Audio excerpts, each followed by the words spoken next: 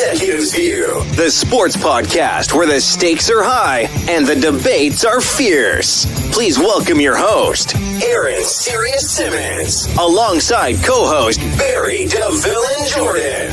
Each week, we bring you into the boardroom where the elite minds of sports converge. From the gridiron strategies to the business behind the ball, we tackle the hard-hitting questions and give you an insider's perspective. So pull up a chair and join us at the table where champions are made and legends are born. This is the Executives View.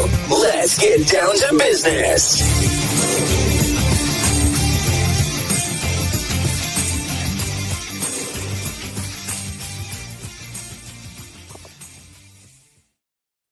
What's going on, everybody? Welcome to the Executives View. This is the view from on top. You could be anywhere in the world on a Tuesday night, but you're here with the executives, and I do appreciate that, man. You guys know how I get down, man. If you see the show, share the show, man. We're all over the face. We're on Facebook, Instagram, Twitter, TikTok, Spotify. We're doing big things in big places, and definitely want to take you guys along for the journey. I got a full house with me today, man. We got a lot to talk about. I don't want to waste anybody's time, man. My co-host is back from his hiatus. What's up, Villain? How we doing this evening, sir? Villains, I need y'all to fill me with no hands. I am trying to follow this. I hate this damn court. This Knicks game, man. This is distracting. I mean, it looks like, you remember like in NBA 2K is like the street ball part of the game. That's what it looked like. It looked like, bubble gum and popcorn and stuff about to come out of the ground and stuff. It annoys the hell out of me. But what up, y'all? What up? What up, big homie, man? Good to have you back in the building, man. We missed you last week. But you got to take care of yourself, man. Glad to have you back in the building. Got Larry in the building. What's going on, my guy? How we doing, sir? Yo, what's the deal, fellas? I mean, I'm not a big fan of this in-season tournament crap. I feel like, man, if they really wanted to like make this stuff exciting, do it like college do it like before the season, preseason. Let some of these young dudes play. Let's see. It's like preseason football. We want to see like, okay, who's undefeated in the preseason. Give some of the guys that don't really get a chance to play during the season a chance to play. Like, I'm not a big fan of this insert season tournament. It's like getting that participation award, when you was in elementary. It's like, you know what? Here's that green sticker on your chest, and you participated. Not the Maui Invitational, Larry. The Maui Invitational. Yeah, bro, do something like that, man. But don't have this in-season tournament. I mean, I get the changing of the course, but I feel like just let them change the course when they want to change the course. It's not appealing to me. You know what, man? I kind of like it a little bit, but I kind of see where everybody's head is with it. I mean, I respect it. It is what it is. But that being said, how did that feel? I'm gonna just say this, but how did that feel if you holding up the in-season tournament champion, but then you don't win the championship? Ask the Lakers. You know, that's all they do. I feel like this is a shot at LeBron and the Lakers, and I'm not. It's a shot at. It's a shot at the stupidity of the in-season tournament. Like Adam Silver thought that this was a good idea to get people to. I don't care. Like, it's so stupid. I ain't got no issue with it. I think it's going to be interesting to see how it all plays out. I'm all for basketball. I don't even care how they give it to me. Shoot it in my veins twice. Unc is back in the building, man. It's good to have Unc in the building. How we doing today, sir? I told you before, I'm irrationally pissed open. I'm about sick of people complaining about every damn thing. Who cares about the color of the court? Seriously. Does that make the ball bounce differently? Does it make the ball bounce differently? It does not. Who cares? They can paint it a freaking rainbow, with sparkles flying. It doesn't matter. It's annoying to watch. It's distracting. You know what's distracting? You want to know what's distracting? When people constantly complain about everything. The court's a different color. Oh my God, the court's a different color. I can't watch the game. Unc is always just why are you so mad at me? Hey, but you know what? I'm not mad at you. I'm actually not even mad at you. I told. I'll call you tomorrow night. We'll have a nice long talk. I told Sirius before this started, I'm angry, and I don't even know why I'm angry right now. We get because we don't get to chat as much. You don't call me. You don't check on me. I don't check. You know what I apologize. I apologize. I'm gonna call you tomorrow night. No, because since this tournament started, anything you people complained about the color of the courts. They complained about everything. Who's the in-season tournament? Who cares? You know who cares?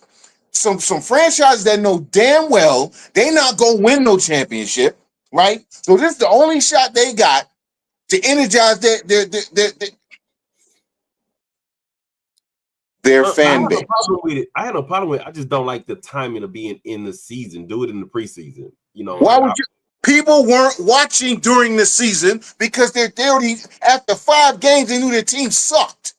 No, people weren't watching because you're in the middle of MLB playoffs, beginning of the season. You are but guess what? Now people are watching because their team that sucks has a chance to win something. I ain't gonna say all that. I mean, the Pacers were in the finals last year, and we knew the Pacers weren't going to be nothing. And the Lakers won the damn thing. Weren't the Pacers in the finals of the in-season tournament? Yeah, did not the Pacers advance in the playoffs further than they had a long-ass time? Yeah, they did. Okay. Did. I mean, I'm not saying there's a correlation. I'm not saying there's a correlation. But there's a correlation. They did beat the Knicks to get there, but we'll talk about that another day, another dollar.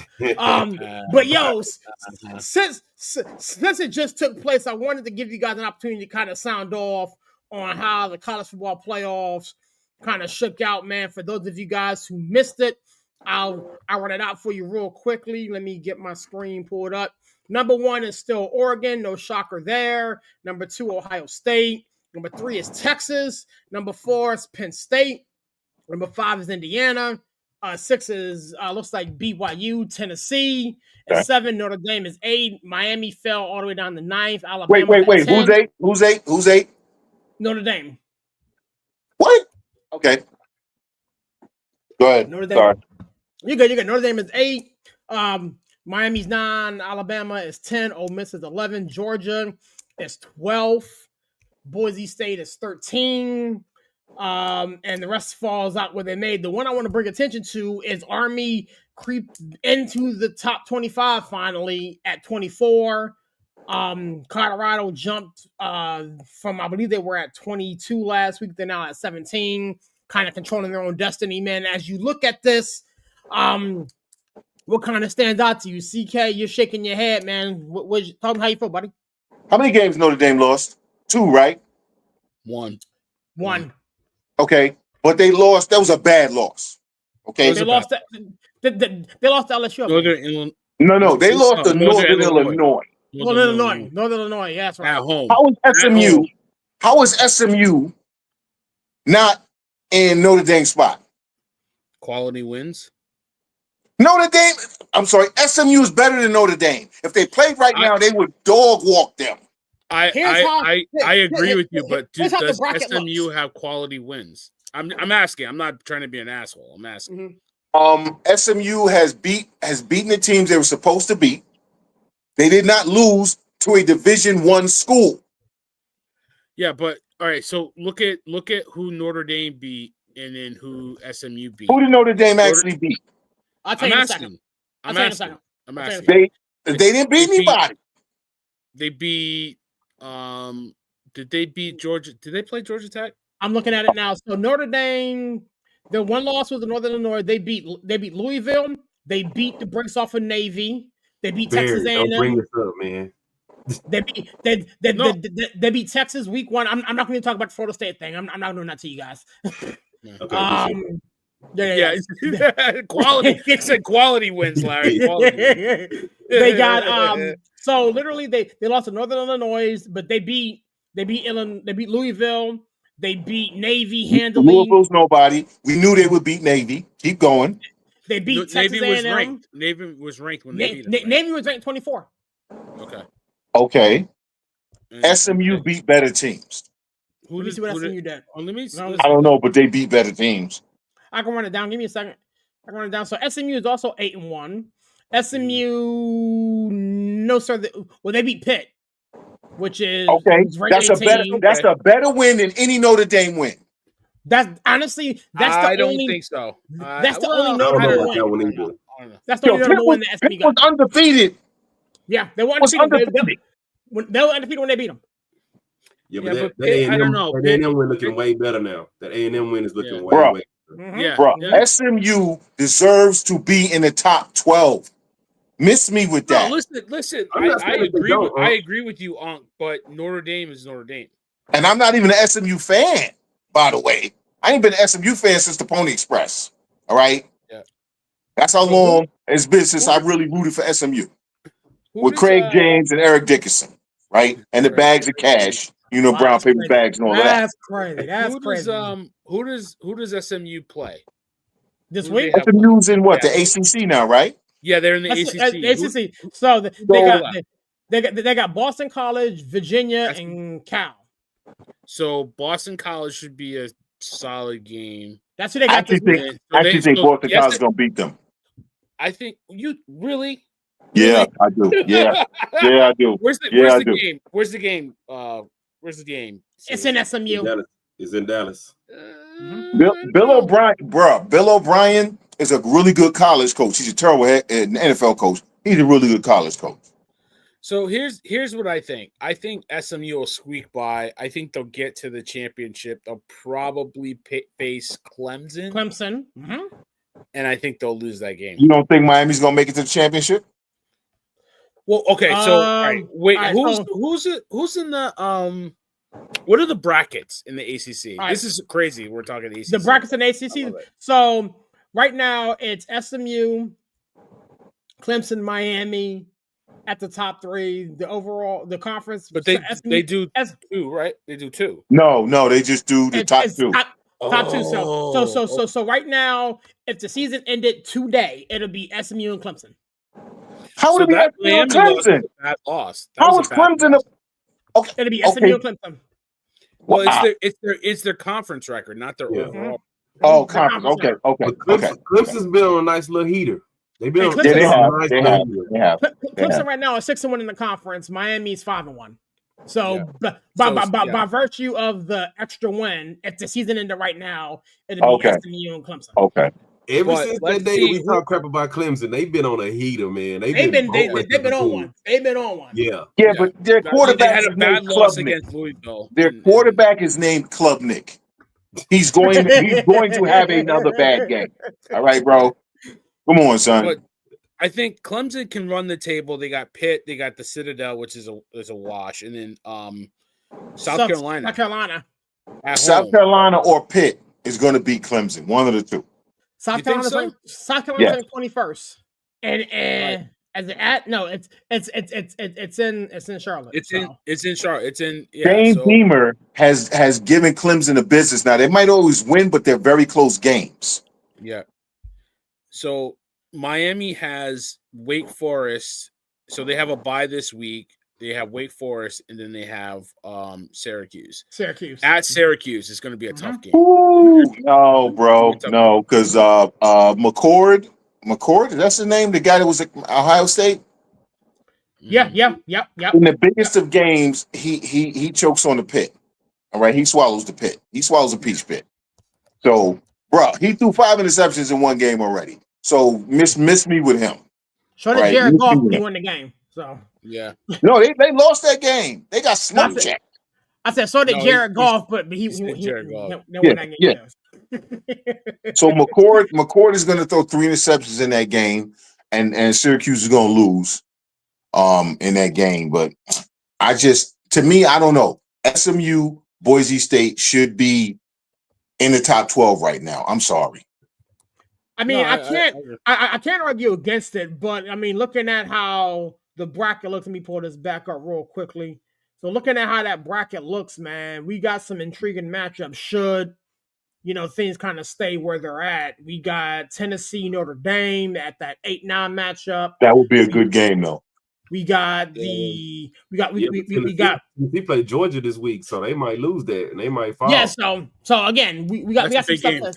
We got some stuff that'll pop up, but this Alabama-Indiana game is going to be interesting. Oh yeah. For a team that struggled to stop the run in Ohio State, they got Boise State coming in there at the 12th spot, which is going to be interesting. Ashton Jeanty running for 250. He running for 250. And as a Penn State fan, I'm not looking forward to seeing Ole Miss, just to keep it a whole bean with you. But that's how if the tournament started today, that's kind of how it would shake out. Obviously, Miami at the 4 spot, because they projected them to win their conference, even though if the season ended today, they wouldn't. Right. You know what I'm saying? But this is the top 4 projections. But see, that's the piece though, is the whole thing with Miami.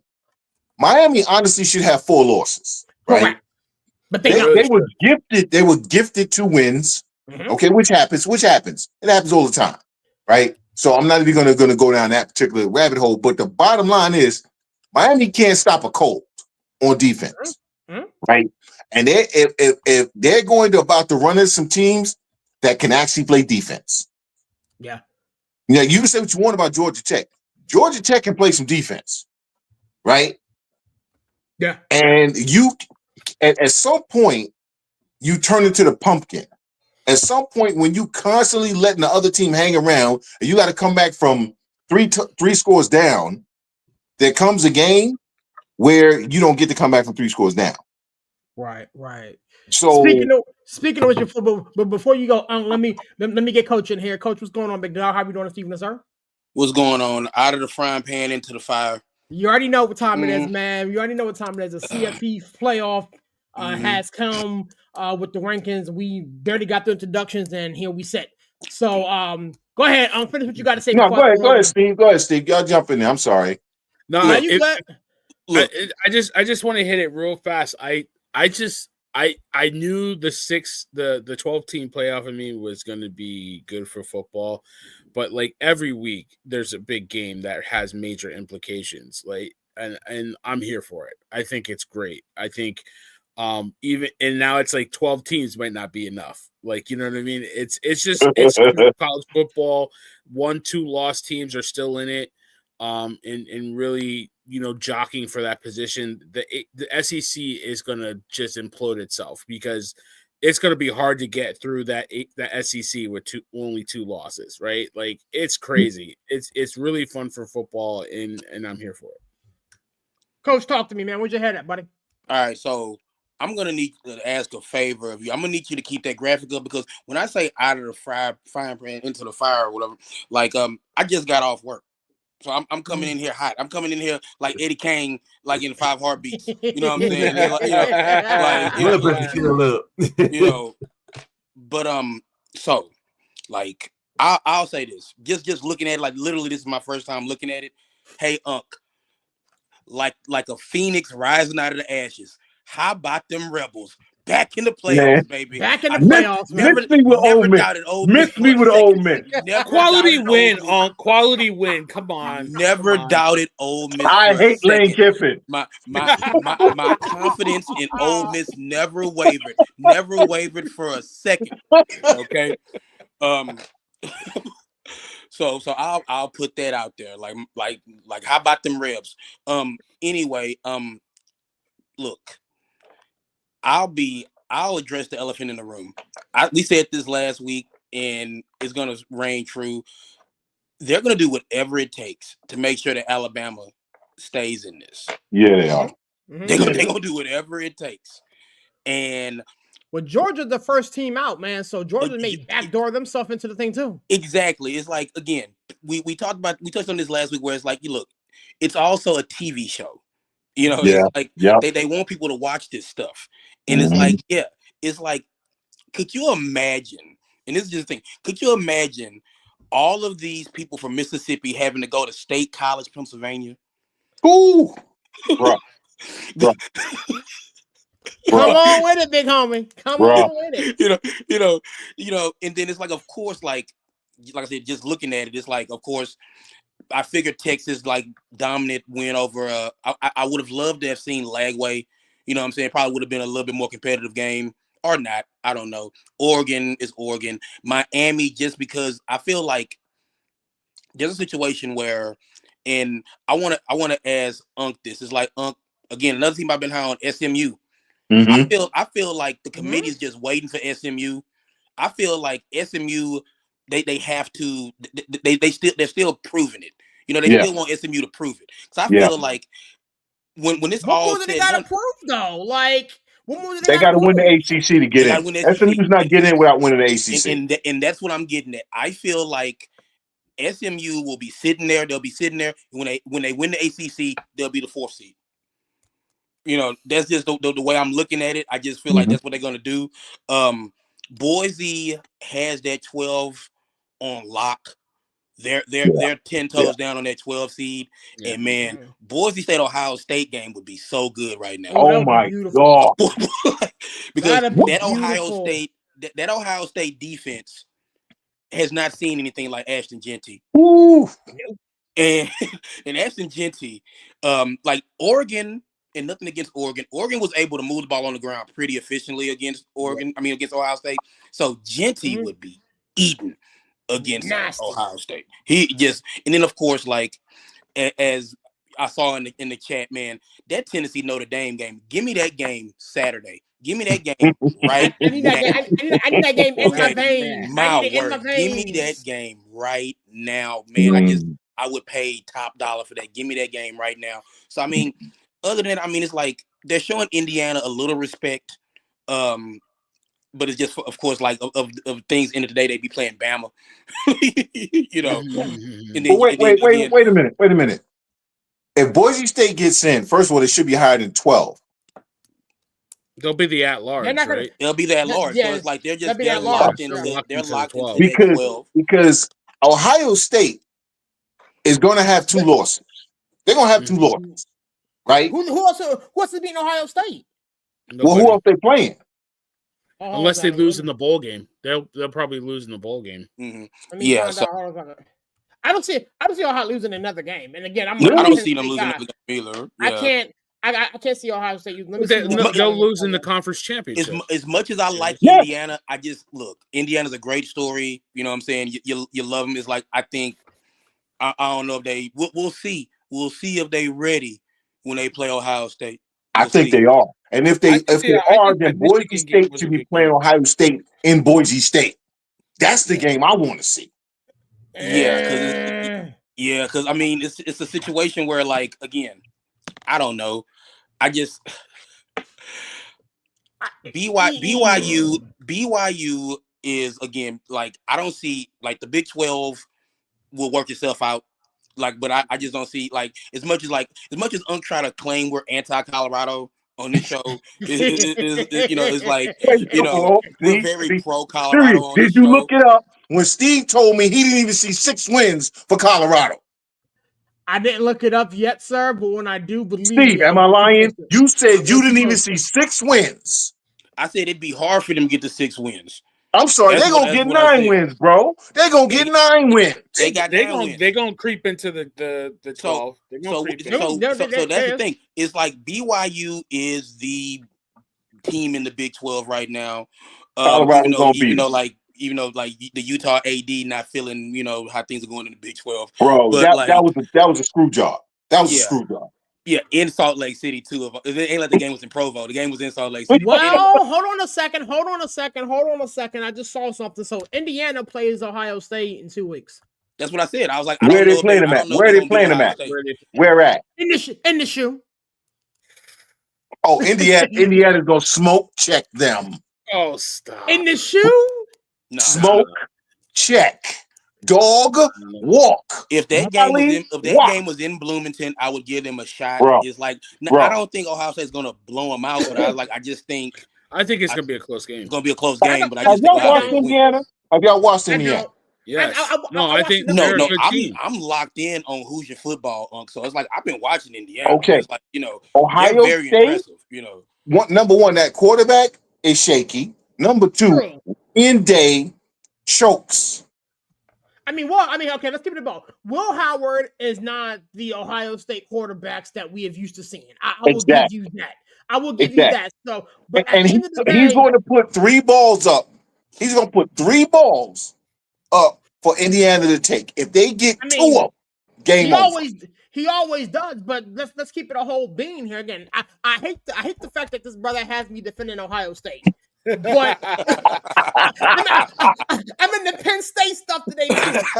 But Curtis Rookie, or whatever, how you pronounce his name, has been playing like some dog crap this whole year for Indiana. So if you want to compare Indiana quarterback to Ohio State quarterback, the fact that this game is played in the shoe late in November, I think Ohio State's beat them by double digits. I don't know. I think it'll be closer than that. I think it'll be close. I think Ohio State will get the W. I just think they're starting to get outside the Oregon game. I think they're starting to get better. They're playing a lot better football. We will see with the Michigan game. The Michigan game is going to tell us all we need to know. No, the Michigan game won't tell us anything. No, yes, it will. The Michigan game won't tell us anything. Let me tell you why. Michigan ain't got no quarterback. They ain't got no quarterback. We can all agree on that, right? They ain't got no quarterback. They got four quarterbacks and they got one, right? But they can run the ball and they play really good defense. We can all agree on that. If Ohio State struggles against Michigan, right? They're gonna beat Michigan. But if it comes down to if it's 6 points or less, there's no way in hell they beating Indiana. Well, let's keep it a whole bean. Indiana, the team that you just projected to beat Ohio State, struggled against Michigan. Exactly.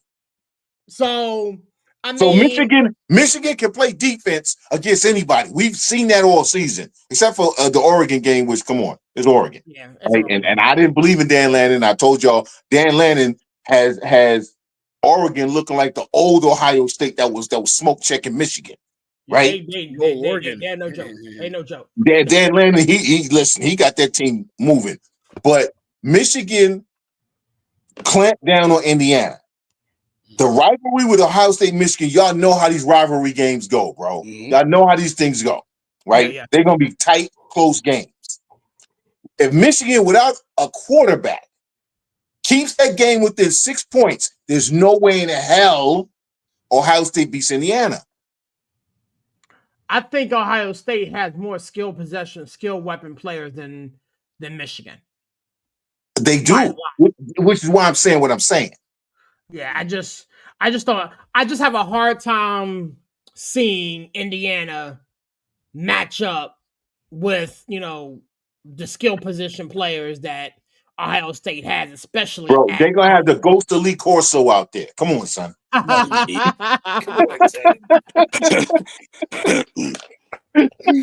that ghost of Lee Corso. But real quick though, I mean, I think obviously Colorado can get that win against Utah, my former team, Utah. Yeah, what happened with them, villain? Yeah, they fell off once they got into that Cam Rising, he can't stay healthy. Once he got into that conference, it was over. He can't stay healthy. Cam Rising cannot stay healthy. I mean, but I think they could run the table, right? Utah, Kansas, and then Oklahoma State. Not going to be. Believe it or not, Kansas is going to be the game that trips Colorado up. If anyone does, it's going to be Kansas. Because that game's in Lawrence, right? That game's it's in Lawrence. Road game late in the season. Like Kansas is going to be looking for that win to kind of get some momentum going into next year. But I mean, it's very possible. I don't think Colorado loses another game. I think actually they win the Big 12. Right now they will play BYU, and they would beat BYU and overtake them in the college football playoff. Now I haven't watched a lot of BYU, coach and boys. Like, are the quarterback is shaky? The quarterback is shaky. Mm-hmm. Yeah. Quarterback is shaky, but I'm gonna say the BYU defense is gonna be the best defense Colorado plays all year. Yeah. That BYU defense is ridiculous. They fly all. I mean, look, they're all 27 years old, so it's kind of not fair. You know what I'm saying? But it's like, I mean, Here's the funny thing. BYU plays Kansas this week. Yeah. Mm-hmm. So we're going to learn a lot about both squads that Colorado would potentially have to deal with. They definitely have to play Kansas, but BYU is who, they'll play in the Big 12 championship. should both teams fill out. So that's going to be an interesting game. Kansas has been playing spoilers since last week. Kansas has been beating people they shouldn't beat. Look, Lance Leopold is looking at houses in Tallahassee, man. Let's keep it right? Like somebody need to. You know, so it's like he can take Norvell's houses. Mm-hmm. Yeah, I'm thinking. I'm not gonna I promised Larry we wouldn't talk about Florida State. So. I'm not gonna do that to you, man. If you bring him up, we listen. It ain't even work. It's that's like, listen, man. No point kicking. Ain't no point beating that dead horse. It's been beat to a pulp. It's really not. I mean, yeah, and Norvell is the asshole that wakes the horse up, tries to revive it so he can kick it again and blame the horse. I mean, if you want to go there, Larry, talk. Nah, hell, you fired the OC and the DC, and it ain't your. Here you go. Here you go. Nah, I wasn't trying to go there. I'm not going there. I'm not going there. I'm a little upset. Be tight because as soon as it happened, Larry texted me and like, what the hell, man? Like, what the hell? I wasn't fire yourself. Yeah, but I wasn't gonna go there. I was looking at it from more the standpoint, like, man, like, how do you look at a Florida State team last year undefeated, and you like, oh, they don't deserve to be in the playoffs, but then BYU team is like, oh, they undefeated, they deserve to be number 3 because it's a whole different conference. Like it's a whole different ball game. It's a whole different ball game. Worst conference. And the thing is, so the ACC is not a better conference. Hold on, and the thing is, we got the playoff this year. We got the college football playoff this year. But still, it's the same. It's the same damn voters. It's the same damn criteria. So I mean, is it though? Is it though? Because Georgia's still sitting there in contention with losses. But I hope Coach Prime go ahead and beat them. You know, I'm gonna put it like this. I never said I would say this a day in my life, but Steve probably gonna reach to the camera and kill me. I'm hoping for OU upset. Hope they upset Bama. I'm hoping Auburn pull out this Iron Bowl. Look at me like that. I'm hoping for not the blank scare. Not the blank scare. The problem with that, Larry, is I want to see what a you hoping that Hugh Alabama team. No, you hoping that Hugh Freeze, who throws all of his players under the bus every time they lose, right, can get that team to believe in him enough. Listen, that talent on Auburn, they're talented enough to beat Alabama. The problem is the coach, who after every damn game blames everybody, including God, but himself. But you got to remember, that's all rules out the window when it comes to that game. No, I get that, but Hugh Freeze is the problem. Hugh Freeze don't blame every quarterback. He don't blame his offensive coordinators. He blamed the previous coach. He said it was Jesus' fault when he died on the cross. He said, "Hey, it was King George. It was the Boston Tea Party. It wasn't me." Yeah. But you got to remember that when it comes to Auburn, Alabama, those kids been fighting each other since they probably was in grade school in the That Iron Ball's no joke. No. Auburn should beat Alabama, but Hugh Freeze is your coach at Auburn. I'm just saying, when you've been bare knuckle fighting some dude since the 3rd grade, and he chose to go to Alabama, and I went to Auburn, it don't matter what my coach is or who my coach is. All rules off. Have you heard Hugh Freeze after these games? Have you heard his post-game press conferences? Coach, what happened? Well, here what happened. You see, what happened was the quarterback, he decided he didn't want to play right. And then the defense coordinator, he didn't call the right calls. And then, see, I went to the backup quarterback, but he's a bum too. Oh, and let me tell you about the AD. Hugh Freeze should not have that job. But I will say this. They have been playing better. Dude, they lost their last 3 games. And when it comes to that game, bro. 2 of their last 3, they beat Kentucky in the middle. They lost to Missouri and Vanderbilt. They did beat Kentucky. But when it comes to that game, bro, all bets are off, man. So, like I said, I want to see what's going to happen with a 4-loss Alabama team, and they say, "Oh, you know what? We got to jump them again." 4-loss. Well, you know what? They non-conference was so brutal playing against Western Kentucky. We gotta jump them ahead. Look, I'm gonna jump in and I'm gonna say 2 things real quick. One, I'm blessed enough to have been to Iron Bowl before. Mm-hmm. It is, you should go. I don't care who you root for. If you're a college football fan, try to find your way to Tuscaloosa or to Auburn for Iron Bowl. It is the atmosphere is unmatched. It is fantastic. And 2, I would say, Larry, have you seen the University of Oklahoma play football this year? I have. I'm hoping for a win. I said, I don't think they've seen them play football. I said hoping, man, hoping. It's about the same as him wishing Florida State would win. I mean, because it's bad, bro. Let's keep it. Like y'all say, let's keep it a buck. Like Alabama got some like cream puff squeezed in there too, because they always had like the easiest non-conference schedule they can possibly find. It's something that the SEC does.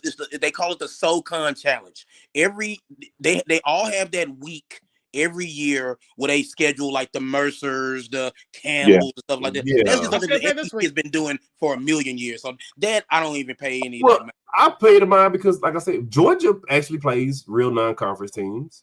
I've seen Texas play real non-conference teams. I've seen other people in SEC play non-conference real good teams, but I've yet to see Bama schedule a good non-conference team. But Georgia has Carson Beck at quarterback. Okay, there's a reason he wound up at UNLV. Bama just got through playing a home and home with Notre Dame. What are you talking about? Like they do schedule like, and they got Penn State coming up. Like I mean, it's like they have some non-conference games. Alabama, you say, Coach? Yeah, I think Bama has Penn State coming up. Yeah, 28. No, you don't. In 2030. That's it. Ain't nobody. Yeah, 2030. 7 years from now. Shut your face. Shut your face. We the best. We the best. Look, I even go even further. Barry knows very well. LSU even scheduled a home and home with Florida State. LSU does tough non-conference, but Alabama don't. So, like I said, I want to see what happens if they got 4 losses. LSU will play teams. I would love to see Coach Prime sneak in and hey, let's see what happens. Because hey, y'all know how I am about Shedeur. I've been riding on Shedeur. A big game quarterback, put him in some ball games, let him cook. Put him in the playoffs. I just love the fact, Larry, that Colorado is shutting up the naysayers that said they are. Yeah, they are. I mean, like that, you know, and listen, I agreed last year that they weren't relevant. A 4-win team wasn't relevant from the standpoint of getting into the bowl game conversation or getting into the championship conversation, right? But they were relevant because we were talking about what Deion was doing, or Coach Prime, was doing at Colorado to build the program, right? Now they're a 7-2 team that looks pretty damn good after we left them for dead against Nebraska. I'll go even further. They were a 1-win team that went to a 4-win team that's now a 7-win team. Even when they were a 4-win team, you know what? And I think it was me and Barry. We both alluded to it. You saw the talent and you saw what was happening last year. It was the offensive line could not protect Shedeur for nothing. Yep. And we all see it. Let's keep it a bean. Let's keep it a bean. Shedeur is still back there running for his life. No. Not for the last 4 games. For the last 4 games, okay, they have that offensive line with Jordan Seaton. Okay, they have protected him. Okay, there's been hardly any sacks. Oh, and the defensive line is one of the best in the country. Let's talk about. Can we talk about the fact that this man? Can we talk about the fact that while everybody said they weren't relevant, do you realize the financial windfall he brought to the state of Colorado? He brought it to Jacksonville State. No, I'm not talking about the college. I'm talking about the state of Colorado, bro. Well, I mean, that and legal weed. Yeah, are the 2 biggest windfalls. Coach Prime is still trailing legal marijuana in the windfalls. That's the only thing. That's the only thing he has increased the what's the word I'm looking for? Enrollment stuff, right?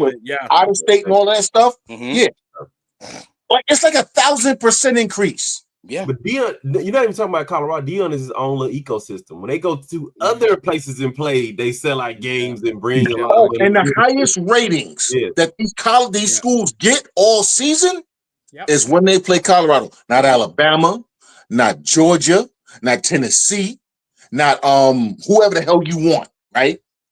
They bring the highest viewer ratings for that team all season. Think about that for me. They're preying on his downfall. They want to see him. It's guys like us that love to see it because we love to root for our people, and then it's the haters that just are waiting to say, there you go. So. Mm-hmm. There you go. He got y'all East Coast dudes staying up till 1 a.m. watching him. Yep. Yeah. I'd be glad. I'm one of them. Listen, y'all know I go to sleep early. I fall asleep because I'm up all night. But then around 11, I wake up. Colorado on. Oh, here we go. Yeah. They've had a couple of games that started at like 10 my time, 9:30, 10 my time. So I know y'all up to like 1 o'clock in the morning. Man, bro, I was up till 2 o'clock in the morning the other night. All right.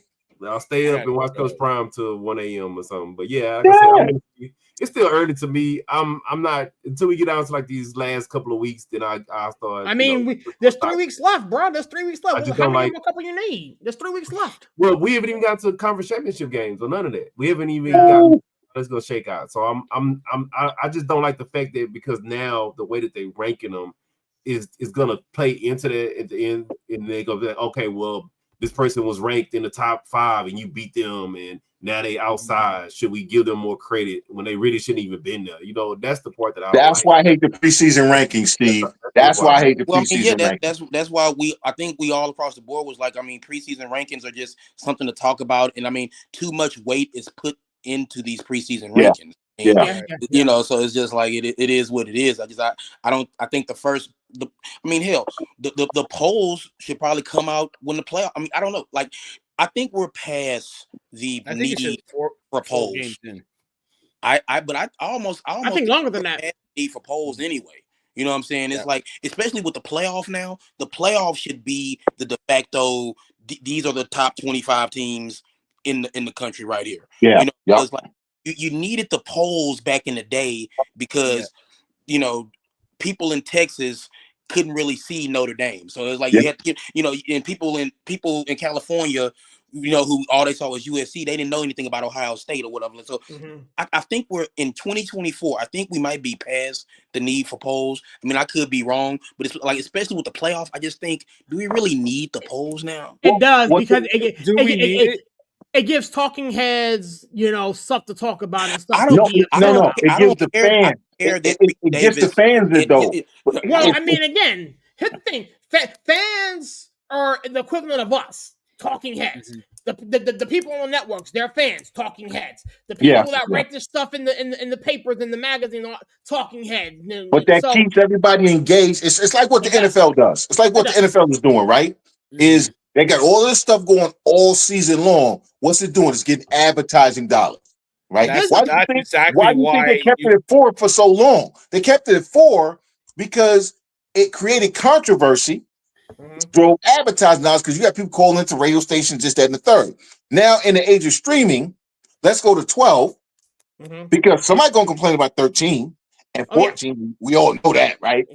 That's more advertising. Listen, at the end of the day, one of y'all said it earlier. It's a fucking reality TV show. Yeah, it's a TV show. I mean, that's it. But see, so basically, what you're saying is, so I'm going to say this. So, if we didn't have the polls, so USC fans would just be silent.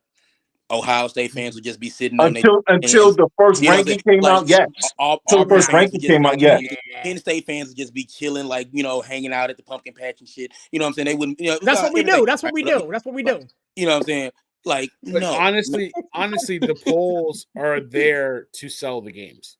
That's why you're going to have a poll. In the first couple weeks of the season, because I could sell Alabama versus Northern Illinois State University on the river because Alabama is number one.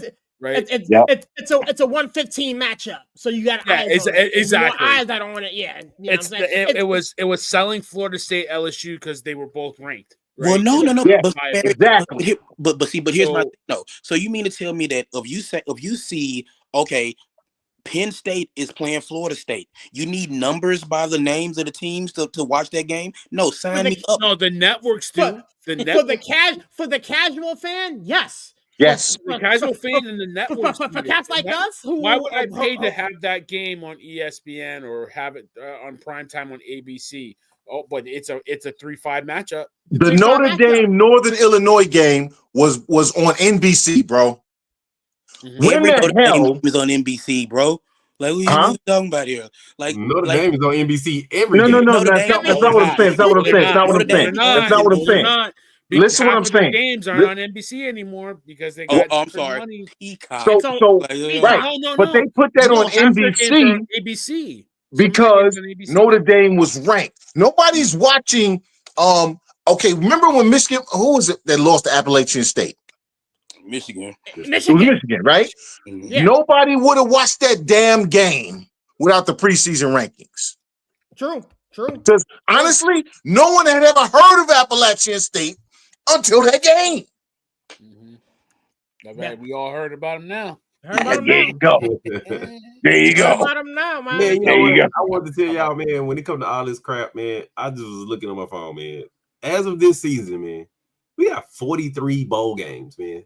Just March Madness, this shit. Just March Madness, bro. 43 bowl games. Yeah. I can be honest with you, dude. I used to watch every bowl game till it got Me too. Out of control. Me too. Watch. You know, I don't watch like. I still watch them all. If my squad's in a dumb bowl, then I'll watch it. But like, I'm not doing listen. The first bowl game starts like 2 weeks, end of November. Like 2 weeks. I'm watching that bowl game, son. I'm watching it. That's like Ohio. It's Hawaii versus Valparaiso on the Hudson. I'm just saying, just March Madness. I'm watching, bro. We went from 64 to 43. Let's just March Madness this crap. No, it makes sense. Does anybody remember? It used to be a big thing, and this is when ESPN first kind of got into it, because we all know this. Like ESPN owns these bowl games, and that's why it's a whole bunch. Cause they got all this air to fill and stuff like that. So I remember like when it was like bowl week. Yes. You know, it was bowl week. It's like, oh man, here we go. It's you stay up till like 2:00 in the morning. Yeah, it's the New Orleans Bowl. The New Orleans Bowl. It's a bunch of Poncetta Bowl. It's a bunch of hungover people in the Superdome at 11:00 in the morning. You know what I'm saying? It's like now it's just like whatever, you know. But I don't know. It's just it is a bunch of bowls. But again, it's like ESPN. They have a big investment in these bowls. It's again TV shows.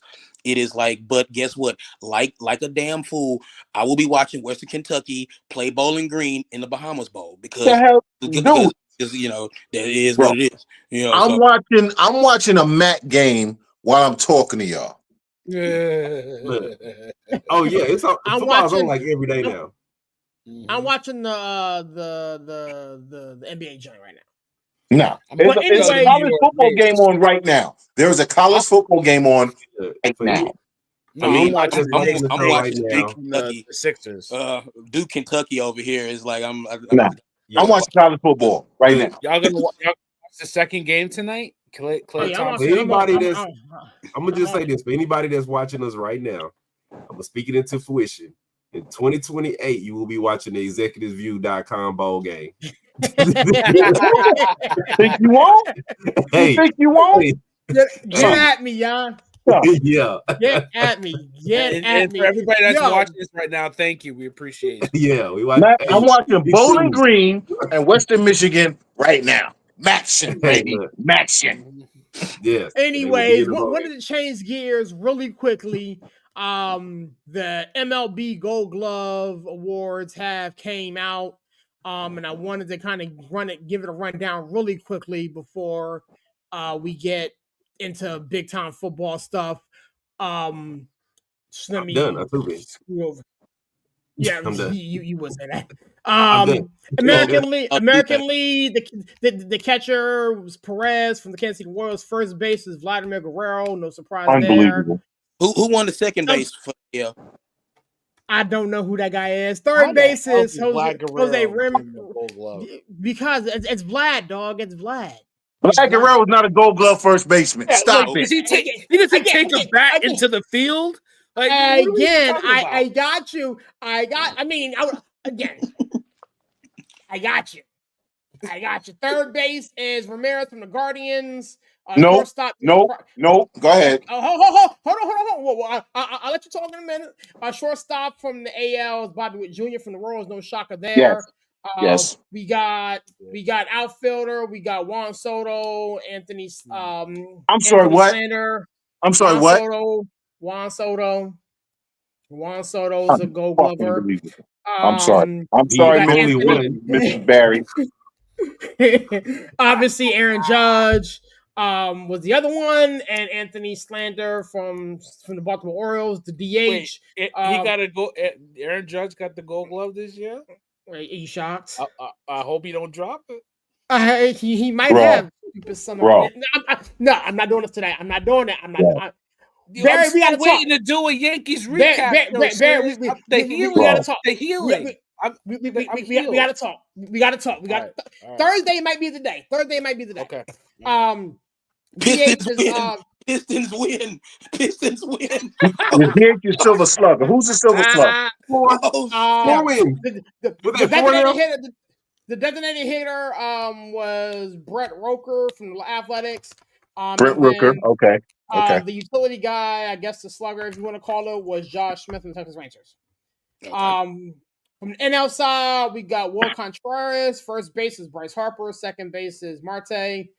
Third base is Manny Machado. Shortstop is Lindor. Outfielder is Morel, Hernandez from the Dodgers, and Profar from the Padres. The DH, obviously, no shocker there, is Shohei.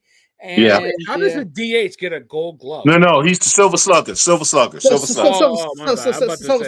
And then the utility guy, obviously, is Mookie Betts. So, you got some issues with the AL side. Obviously, the knucklehead that these two Astros fans want to talk about did win for second. First of all, Perez from Kansas City.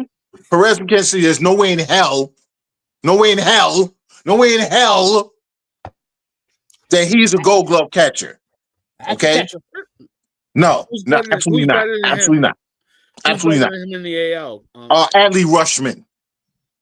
I can't argue against that. Adley Rutschman of the Baltimore Orioles. And listen, I love Juan Soto. Juan Soto is a ham-handed, foot-catching butcher in the outfield. But he had one of the higher assists. I don't care. It's about your defense, not your hitting. No, his what you looking at, numbers. What you looking at, He had a high number. He had double-digit assist numbers. Juan Soto's not a Gold Glover. No, I don't see him on the Gold Glove. I don't see him either. We were talking Silver Sluggers? We're talking Gold Glove or Silver Sluggers? No, he's a Gold Glover. Gold Glove. Juan Soto. How many assists did he have? Juan Soto. No. Oh my God. Oh my God. Outfield, Aaron Judge, Juan Soto, Yankees, and Anthony. Are you looking at finalists? You know what? I just sent it to you guys in the chat. They need to stop giving out Gold Gloves. I'm sorry. You guys in the chat. I love Juan Soto. He's a butcher in the outfield. There's no way in hell he's a Gold Glover. I mean, honestly. No, I mean, I may be wrong. I may be wrong. You got me talking Silver Slugger.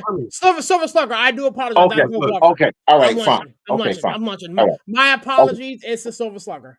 Okay. Never mind. Because defense was not being played in New York. Bro, my head was about to explode when you said Gold Glove. I do apologize. That's the second time I did that on the show. Yeah. My man.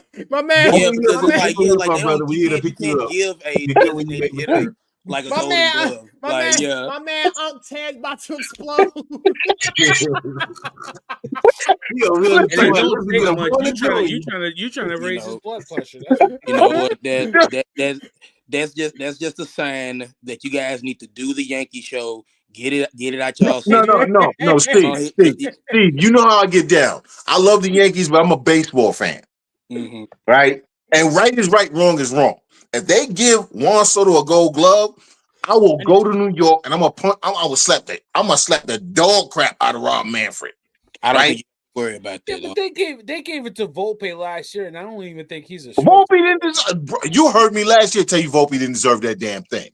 I said it too, and I honestly feel like the Yankees. Yeah, it's Silver Sluggers. My apologies. I read the whole. There is not a Gold Glover on the Yankees.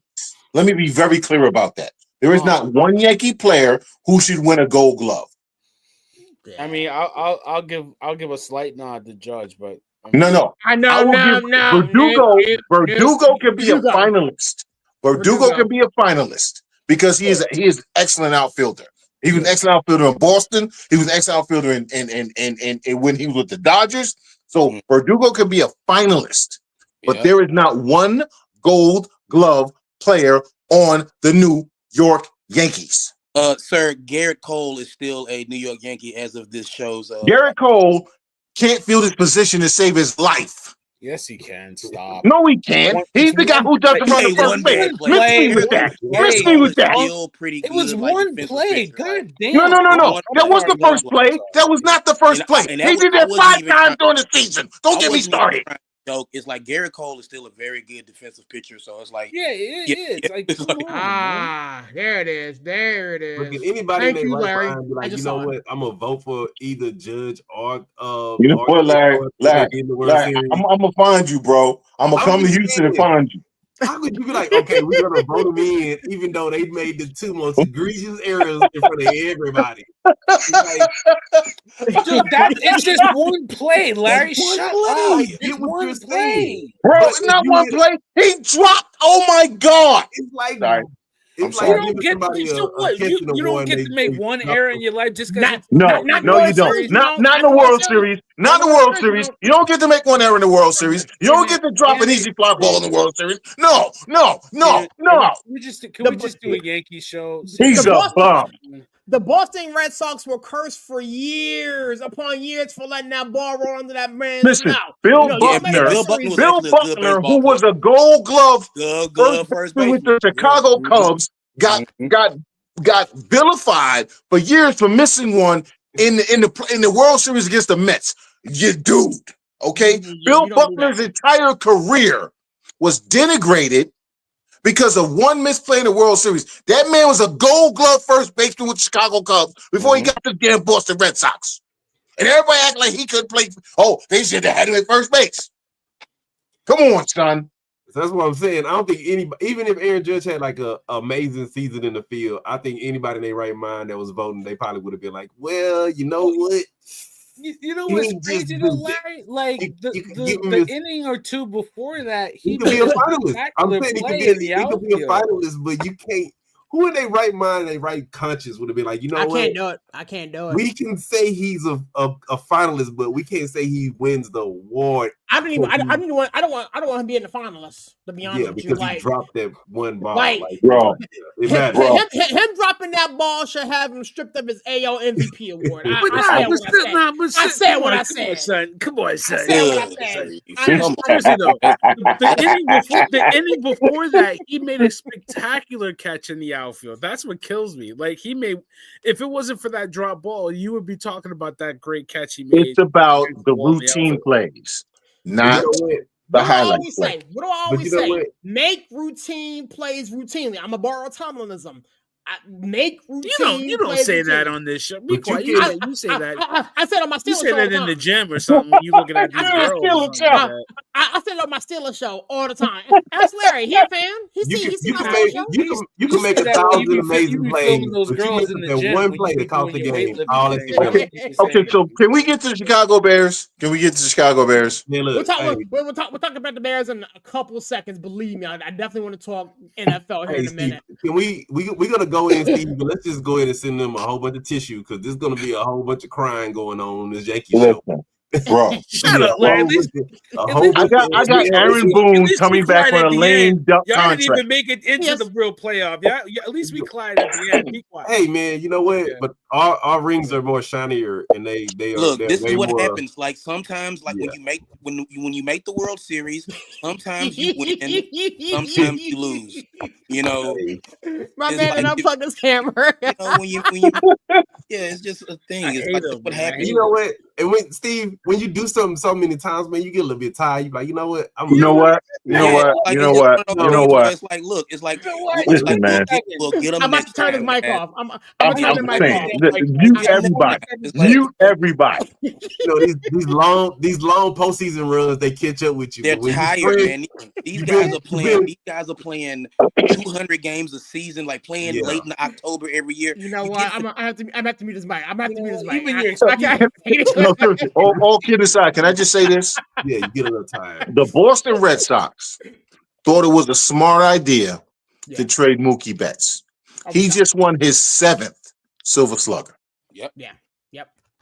All right, we can move on because Steve, I was actually wrong, and we actually have 5 Detroit Piston wins, and it's still November. Before June, as you said the other day, bro.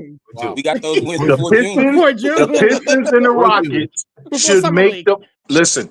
The Pistons and the Rockets have more than enough talent to make the playoffs. It's going to be up to coaching. It's going to be up to coaching. Well, the Rockets ain't making the playoffs if it's up to coaching. I'm not doing it. Rockets not making the playoffs. I'm not doing it. I'm not trying to tweak out today. All right, so NFL, man.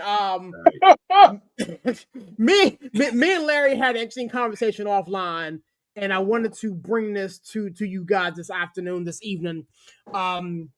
Right now, we have some candidates. I'm gonna call them candidates for Coach of the Year.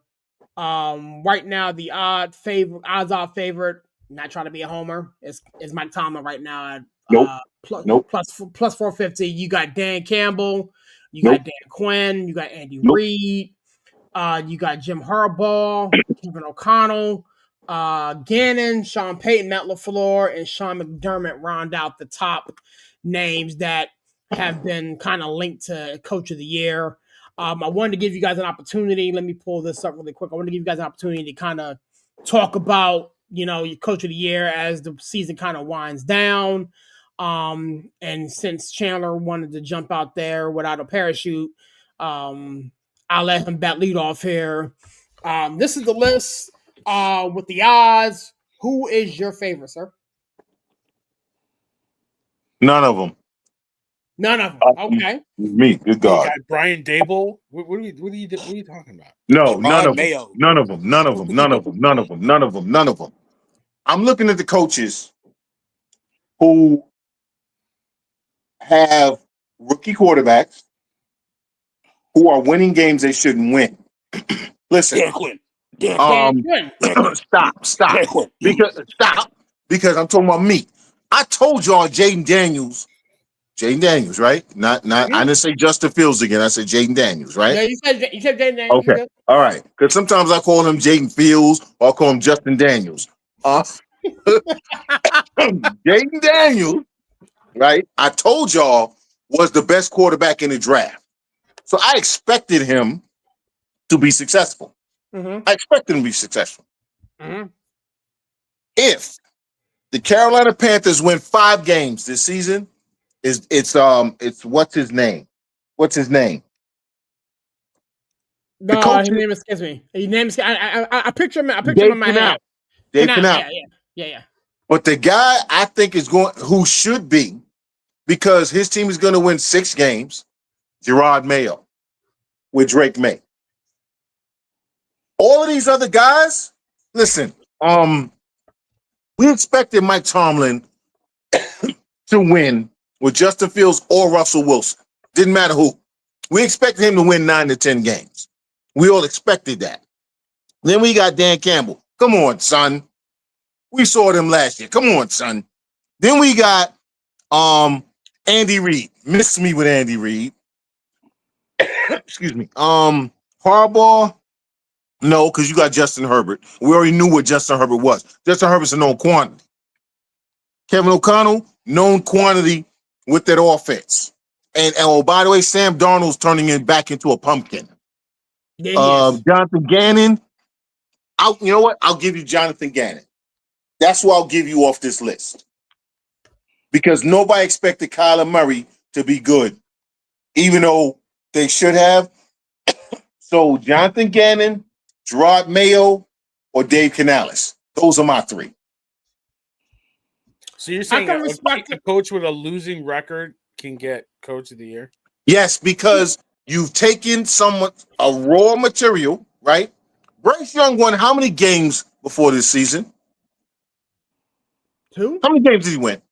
1. 2. 1. He's already won 3 this year. Yeah, I'm not giving a coach with a losing record an award. Well, that's you, bro. Because I'm looking at coaching and taking somebody from trash to triumph. Bryce Young actually looks like an NFL quarterback now. I don't know. Did you watch the game? Did you Yes, watch I the did. game? Yeah, I did. I did watch the game, and I watched Bryce Young make throws that he wasn't making with Frank Reich. 2 or 3 throws in that whole game. He wasn't making any of those throws with Frank Reich. Nah, he didn't look that good. He didn't look that good. Go ahead, bro. You just a hater, but go ahead. No, I'm not. I'm being really honest. I like Bryce Young. I think he's a victim of bad coaching in Carolina. But I skipped church to watch that game, and I was not impressed. He did not. Your mom ain't gonna be happy about that. Your mom ain't gonna be happy. Yeah. No, I talked. Well, actually, I didn't talk to her about that. I need you to go pray through real quick. Talk to Jesus. I didn't tell her that I didn't go. She knows now. She knows now. She didn't go either. She didn't go to church. Hi, Moms. So we called each other. Mom didn't go to church either. So I'm not giving it to him. Honestly, my guy right now, I think it's between Quinn and Campbell. I think Tomlin's really up there too. I think he's done a great job. He's got to get credit. But Dan Quinn, if you really thought Jaden Daniels was going to turn around a Commander's team, I did. No, not like this. No, you didn't. Not like this. Not like this. Like, you remember the arguments we had about Caleb in Chicago, and I said they should take Jaden Daniels. Remember those? But see, you're talking to the guy that wanted Jalen Daniels in New York, right? So I thought Jalen Daniels is the best quarterback available after Caleb Williams. I'll be totally honest with you. I thought Jaden Daniels was better than Caleb Williams, and I still believe that. No, and you're entitled to your opinion, and right now you look right. But hang on, serious. My thing is, like, if you honestly thought Dan Quinn, who was not a lame duck, but wasn't a great coach in Dallas, he was okay. And most of this Commanders team came back outside of maybe like a piece like Wagner or something in Eckler. If you thought this team was going to be this good, this good, nah, man, nobody. Yeah, they're the Commanders, dude. They're the Commanders. Dude, look at the talent. They just needed a head coach and a quarterback. Dan Quinn is a good head coach. Now, he's not going to win you a Super Bowl because he's going to do stupid things to Super Bowl. But he took Atlanta to the Super Bowl with Matt Ryan, who I can't stand. Who I think is a bum. I thought Matt Ryan was a bum from the day he came out of college. And y'all don't know this, but Barry knows this. Barry, have I ever said one good word about Matt Ryan? Yeah, you did. You're glad he retired. There you go. There you go. But I did want to say this regarding Caleb Williams, Jaden Daniels, and I'll throw this around the room. The biggest argument I heard from you, CK, was not the fact that you thought Jaden Daniels was better than Caleb Williams. It's the fact that you thought that the Chicago Bears should have traded the pick, got more assets, and kept Justin Fields. Well, yeah, I said that too. You're right. I said that too.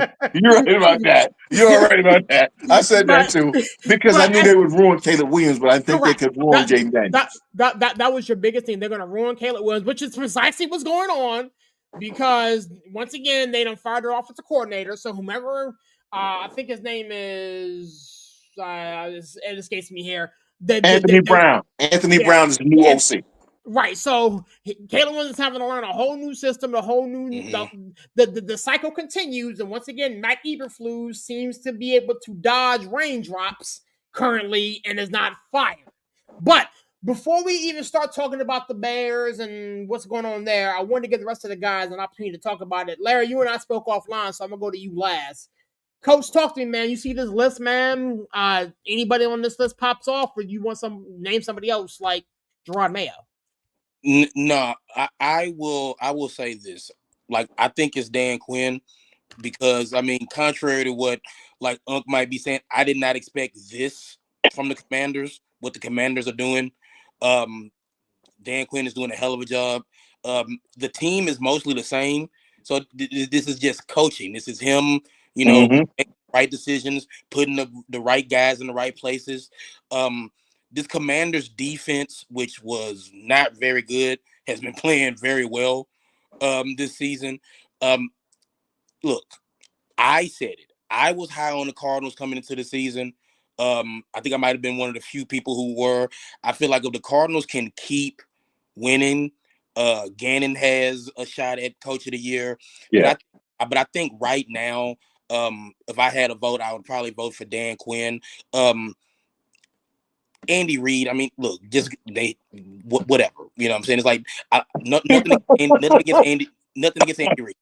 Nothing against Andy Reid. But it's just like, okay, it is what it is. Like the Chiefs. Yeah, it's just change the channel, right? It's like yeah.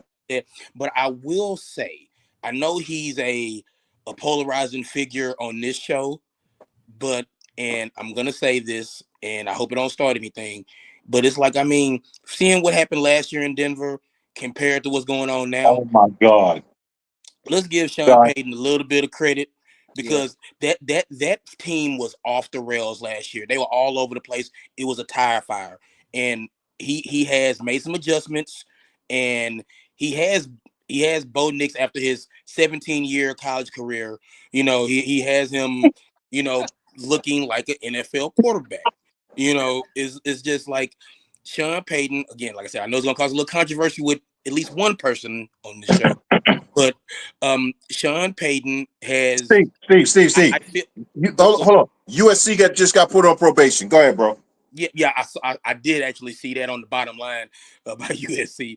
But yeah, I feel like give Sean Payton a little bit of a credit, because it's like last year he was stubborn. He was just set in his ways, and I feel like he learned from last year. He's kind of learned to maybe like listen to the team a little bit more. So it's like, it's not like the Broncos are like gonna win the AFC West or doing nothing, but you can see things have shifted a little bit, and he's doing a better job of like controlling that team. And then another coach in that same division, Harbaugh. It seems like Harbaugh has been there 10 years. This is only his first year, you know. So I just feel like if you he did kind of luck box himself into a situation, though. I'll give him that. Yeah. So again, it's like, well, I mean, did he though? Did he though? He kind of did. He kind of did. Like, let's go. He had the quarterback, and that was all he had was a quarterback. They had an overpaid defense that they were over the cap. He had a quarterback that he can rely on. They managed to sign J.K. Dobbins. He can't stay healthy. He can't stay healthy. You know what? Name one of their receivers. No. I mean, they drafted Ladd McConkey. Name another receiver. It's like, let's get. I don't think I can say that as much as I want to. It's like Harbaugh. Yeah, I mean, like Ladd McConkey is good, but like nobody thought they were going to hit on him, right? Like exactly, right, Coach? Like they were in salary cap hell. Like still are. They had an overpaid defense, and all they had was a quarterback that you thought was really good that they paid. Like, I mean, not to say that the Chargers were a bad situation, but like, did you really think like that was like going from a national championship in Michigan to like a really great team? Here's my thing. Like, here's my thing with Harbaugh. Go ahead. No. All I was gonna say is like, and that's the thing, is like, that's why I said it. You would think that Harbaugh's been there like 6-7 years, and he's just been there. This is only his first season, so then he's gonna get. You know, he's going to get his. This is what he does, though. He did it at San Diego. He did it at Stanford. He did it with the 49ers. Like, he did it at Michigan. This is what he does, guys. It's like, it's about time we kind of like sit back and give Harbaugh his due. He goes places, and what do we talk about all the time on the show? Culture change. He goes in these places, and he tears the shit down and builds it back up, and he's really good at it. And he's doing it in LA right now with the Chargers. So big ups to Jim Harbaugh for what he's doing out there.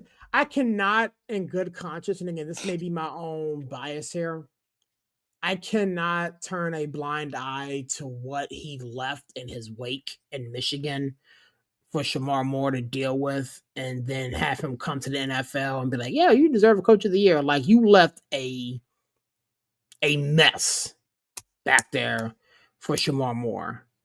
And again, I'm not going to sit here and, say that he hasn't done well at the next level, but two things can be true at the same time, especially with Harbaugh. And again, this may be my own bias because I hate all Harbaughs. You know what I'm saying? So, you talking apples and oranges, man. I'm not sure if I am. I'm not sure if I am. What about Pete Carroll? Pete Carroll saw them. I do feel the same. I do feel the same way about Pete Carroll. I'm going on over here. I do feel the same way about Pete Carroll. And the thing is, Pete Carroll hasn't won a Coach of the Year award, which is what we're talking about. He's never won one. But I'm just telling you right now, Lincoln Riley gonna be the best coach in 2025. I'm just telling you right now. But see, hey, serious. I'll be a society. I'm a hardball fan, man, and you know why I'm a hardball fan, right? You know why? The Chargers literally had 5 wins all last season. They have 6 wins. That was bad coaching. That was bad coaching because that dude was. But they have 6. Dude, that's a hell of a turnaround. That you got 6 wins right now. They had 5 all of last season. That's a hell of a turnaround, bro. So I'm not gonna take nothing away from Harbaugh. I think he's gonna get some votes. You know, people don't like him, so of course he's not gonna probably win it. Aaron, you want to throw the board back up for me? Yeah. I mean, if you're done, man, I'll jump in. You know, if you're not, no, go ahead. Because Aaron kind of know how I feel about it. Like, man, I love Tomlin, and I never knew Tomlin won a Coach of the Year award. Like, Aaron was talking about earlier. I thought last year is the year that he should have won because I'm kind of like Chandler. Like, when I look at a Coach of the Year, I don't just look at, okay, what's your record? You know, what you did, you know, who you beat. I look at, okay, what adversity did you have? Did you have, like Steve said, did you have a rookie quarterback? You know, Dan Quinn's doing amazing with the Commanders. So you wouldn't have expected that from a rookie quarterback. You wouldn't have expected that from Sean Payton with a rookie quarterback. So I look at those things of that nature, but I also cannot take away the fact that Andy Reid is undefeated. I can't take away the fact that Patrick Mahomes ain't looking like Patrick Mahomes. Kelsey's looking like old man Kelsey. You know, that defense has been playing really good, but he's been finding a way to win the games, and he also calls his plays. So I got to give him some credit for that. He's not a guy with just a really good OC and a really good DC. He actually calls plays. So I think at the end of the day, it's going to come down. I think that it's going to kind of be a split between Tomlin and Reid. They're going to probably split some votes. But I'm kind of leaning toward Dan Campbell, man. You know, Dan Campbell, he has some really good wins on his record. I hate to say it like that, but man, they've been boat racing some teams. Like, and not the fact that what they did to the Texans, that was a whole, you know. They didn't do anything to the Texans. Texas did stuff today. Hey, but they still scored 19 points in the second half. Dan Campbell has really been making some, I'm going to say, non-Dan Campbell things. Because, you know, Dan Campbell, this is the 1 year that he said, we're not going to go for it every fourth down. We're going to go for it 60% on fourth down. Every other fourth down. Every 2-point play, we're going to go for every, 3 2-point plays. So he's doing some non-Dan Campbell things that's actually putting them in a position to where they made some really, really good, they have some really good wins. Right now, he's sitting there with 1 loss. So I think Dan Campbell's going to kind of be that sneaky one that kind of will get it because of the simple fact that most people are kind of torn between Tomlin and Reid, and I think they're going to kind of cancel each other out. And when you cancel out, then you're taking away votes from somebody else, and that leaves that door open for somebody else to kind of just, sneak in through the back door. Given, how this AFC shake out, I mean, I think we kind of overlooking what McDermott's doing. The Bills have been on a nice little heater too. So we got to kind of keep an eye on that. Man. But I like the Harbaugh one. I forgot about Harbaugh. I forgot about him. I think Harbaugh is going to win it. Dude, that defense is like top 10 defense right now. Because let's be honest, people don't really respect Dan Quinn. Let's be honest, they don't. They do respect Jim Harbaugh. They respect the hell out of Jim. By the way. That's why I think I'll win it, by the way. That's why I think I'll win it, by the way. Dan Quinn. I think Jaden Daniels will win Offensive Rookie of the Year and finish 3rd in MVP. But they're going to not give Dan Quinn any credit for that. You understand what I'm saying? I think they're going to give the credit to Jaden versus Quinn. And that's why I think Harbaugh will wind up winning it because They're going to give Harbaugh more credit than they'll give Dan Quinn for the great coaching job. But Dan Quinn, in my mind, has done a better coaching job than Harbaugh. Chandler, you know why I think that they will give it to Dan Quinn? Because you got to remember, all them years he was in Dallas, they was giving Dan Quinn credit over for the defense, yes. No, over the wins, period. That defense because of the defense. But Dan Quinn, everybody still remembers 25-3. Yeah, but they was giving him more credit for those Cowboys wins than they was giving Mike McCarthy. But they still remember 25-3. They do, but at the same time, the Cowboys was going like 12-3, and everybody was saying. And then when they got in the postseason, they got boat raced. Regardless if they got boat raced or not, they was giving them more credit for Dan Quinn than it was given to Mike McCarthy. I think they're going to give it to Harbaugh because I don't think Dan. Listen, when everybody started talking about, put it like this: when you listen to them talking about the Commanders, tell me the names they mentioned before Dan Quinn.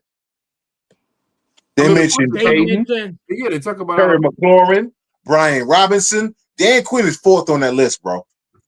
But you know what I'm gonna tell you, and this is just me. They just traded for the guy from the Saints, and that's been they second year. If they get him and that defense really start to play like a Dan Quinn defense, they won't give Quinn any credit. I think they won't, because that's been the one knock on them.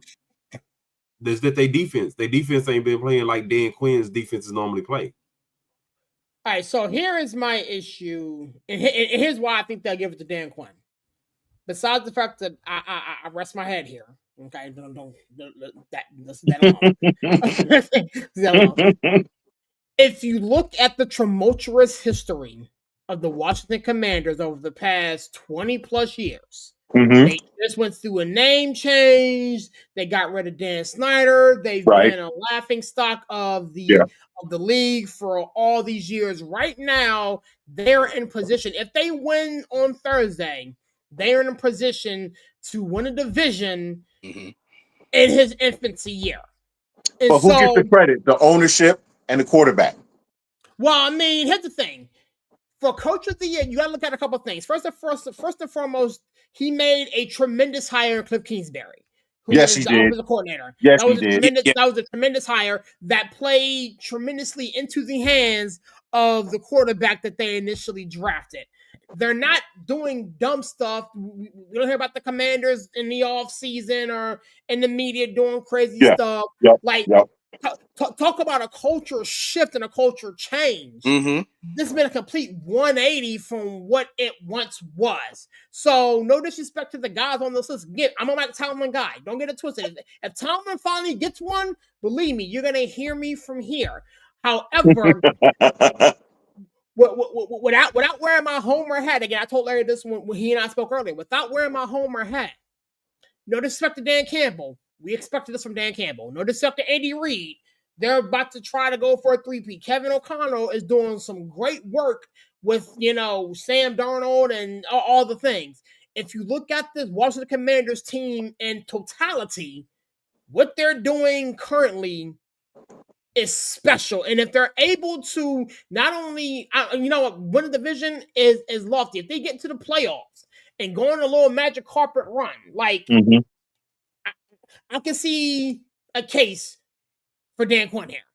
Seriously, I'm not disagreeing with you. I'm not disagreeing with any of you. What I'm saying is, when you listen to them talk about the team, Dan Quinn's name never comes up. No, but then you gotta, when it comes to Coach of the Year, they're gonna look at the team in totality. I understand that. All I'm saying is, y'all know this is narrative-driven stuff with these awards. Y'all know how this goes. It's all about story and narrative. And Dan Quinn, the narrative has not been him. They have the best story. They do, but they're giving it credit. They're giving it credit to the owner. They're giving it credit to the quarterback. They're giving it credit to Cliff Kingsbury, who the Bears had an opportunity to hire and didn't. Who the Raiders interviewed over 2 days and didn't. Right. All I'm saying is this. I'm not saying he doesn't deserve it. What I'm saying is, when you hear them talk about the team, right? Let's be honest. who are they giving credit to for the turnaround? Dan Quinn's name, the majority of the time, never comes up. And that's why I worry about him not getting it. But this is what I will say, and this is my final thing about the coach of the year. When have you ever seen a coach go undefeated or have one loss and not win coach of the year? And that's why I think we've seen it a couple of times, bro. That's why Mike Tomlin's never won it. No, one loss. When have you ever Tomlin's never won it? One loss. When have you ever seen a coach with one loss or go undefeated not win coach of the year? Bill Walsh didn't win coach of the year a lot of those years with Carolina. Jimmy Johnson didn't win coach of the year with those Cowboys teams, bro. One loss or undefeated, bro. Like every time you see these one loss or undefeated teams, they coach gonna win coach of the year. Did Bill Belichick win coach of the year when the Patriots went 17-0? Yes. He did? What year was that? I don't believe that was 27th. I don't know when it was. Yes. When was the year? I got to let's put it up now. When was the year? He won that year. So check this out. That was the year that they swept every award. So I'm gonna run on this list. I'm gonna run on this list real quick. So 2023 was Kevin Stefanski. 2022, it's Brian Dable. 2021 was Mike Vrabel. Are you laughing? Because it was funny. 2020 was Kevin Stefanski again. John Harbaugh won in 19. Matt Nagy, which is now currently it was 2007, and he was the coach of the year. 2007 was Bill Belichick. Bill Belichick. Okay. All right. If you you're saying Andy Reid, Andy Reid's gonna win it. If Andy Reid finished the season with one loss, he's gonna win it. Okay. All right. Okay. Yeah. Now 2 losses, that's a hit or miss when coaches get 2 losses. But if you finish the season with no losses or one, okay. Most time people will be like, you know what? It was the end of the season. He let Carson Wentz start. Oh, wait. I know. Who was Peyton Manning's coach when they gave up their last game and then lost to the Jets in the playoffs? I think they had 2 though. Was that Mora? No, it wasn't more. It was Tony Dungy. Was Dungy? Dungy, yeah. Did he win coach of the year that year? Dungy's never won one. There you go. Dungy never won one. Was it 2 losses? I thought it was only 1. No, it was 2. Okay. Yeah, Dungy's never won. One loss coaches or undefeated coaches. Rivera won in the 2015 that year. The Panthers went 15-1 and got boat raced by the. Yeah. You're right. Yeah.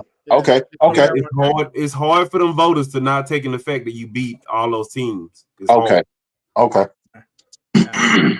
But yeah, speaking of NFL, man, we touched on it a little bit ago. The Bears have moved on from their offensive coordinator. It seems like they are in full-fledged screw Caleb Williams up. And I want to talk to Barry here in a little bit too, if you want to loop this in. Yes. You guys are on a bye this week. What do you guys do with Daniel Jones coming out of the bye? Rumor has it that he has played his last down. Yeah. Can I just touch on that real quick and then holler at me. I'm gonna call it. Yeah, I mean, you have to start Daniel Jones. Yeah, why? You have to start Daniel Jones. Why? Because he gives you the best chance to get the number 1 pick. But if he gets injured, and he gets injured every year, Barry, you're on the hook for $25 million. So fucking what? They don't want to pay the $25 million, bro. They want to pay the 5. They ain't trying to pay the 5, man. Dude, it ain't my money. He gives you the best chance to lose. But they don't want to pay the $25 million, Barry. Not 5%. Sorry, Barry. I want to jump in here real quick. It's like this. I'm gonna tell you something. I don't care. The Jacksonville Jaguars got their eyes on the prize, baby. Okay, All right. They are in position. You're gonna have to snatch it from their cold, dead hands. It's like the Jaguars. This is what they do. They in position. They are not gonna give it that number 1 pick because they got their eyes on the prize that is Travis Hunter, and they're not gonna give it up. So it's like we'll see what happens. It's like, but I don't know. The tank is on, man. You gotta give yourself because you put in Danny DeVito, he gonna mess around and win you a couple games. No, I get that. But just like Denver did with Russell, These teams don't want to pay a guy that they're not going to play.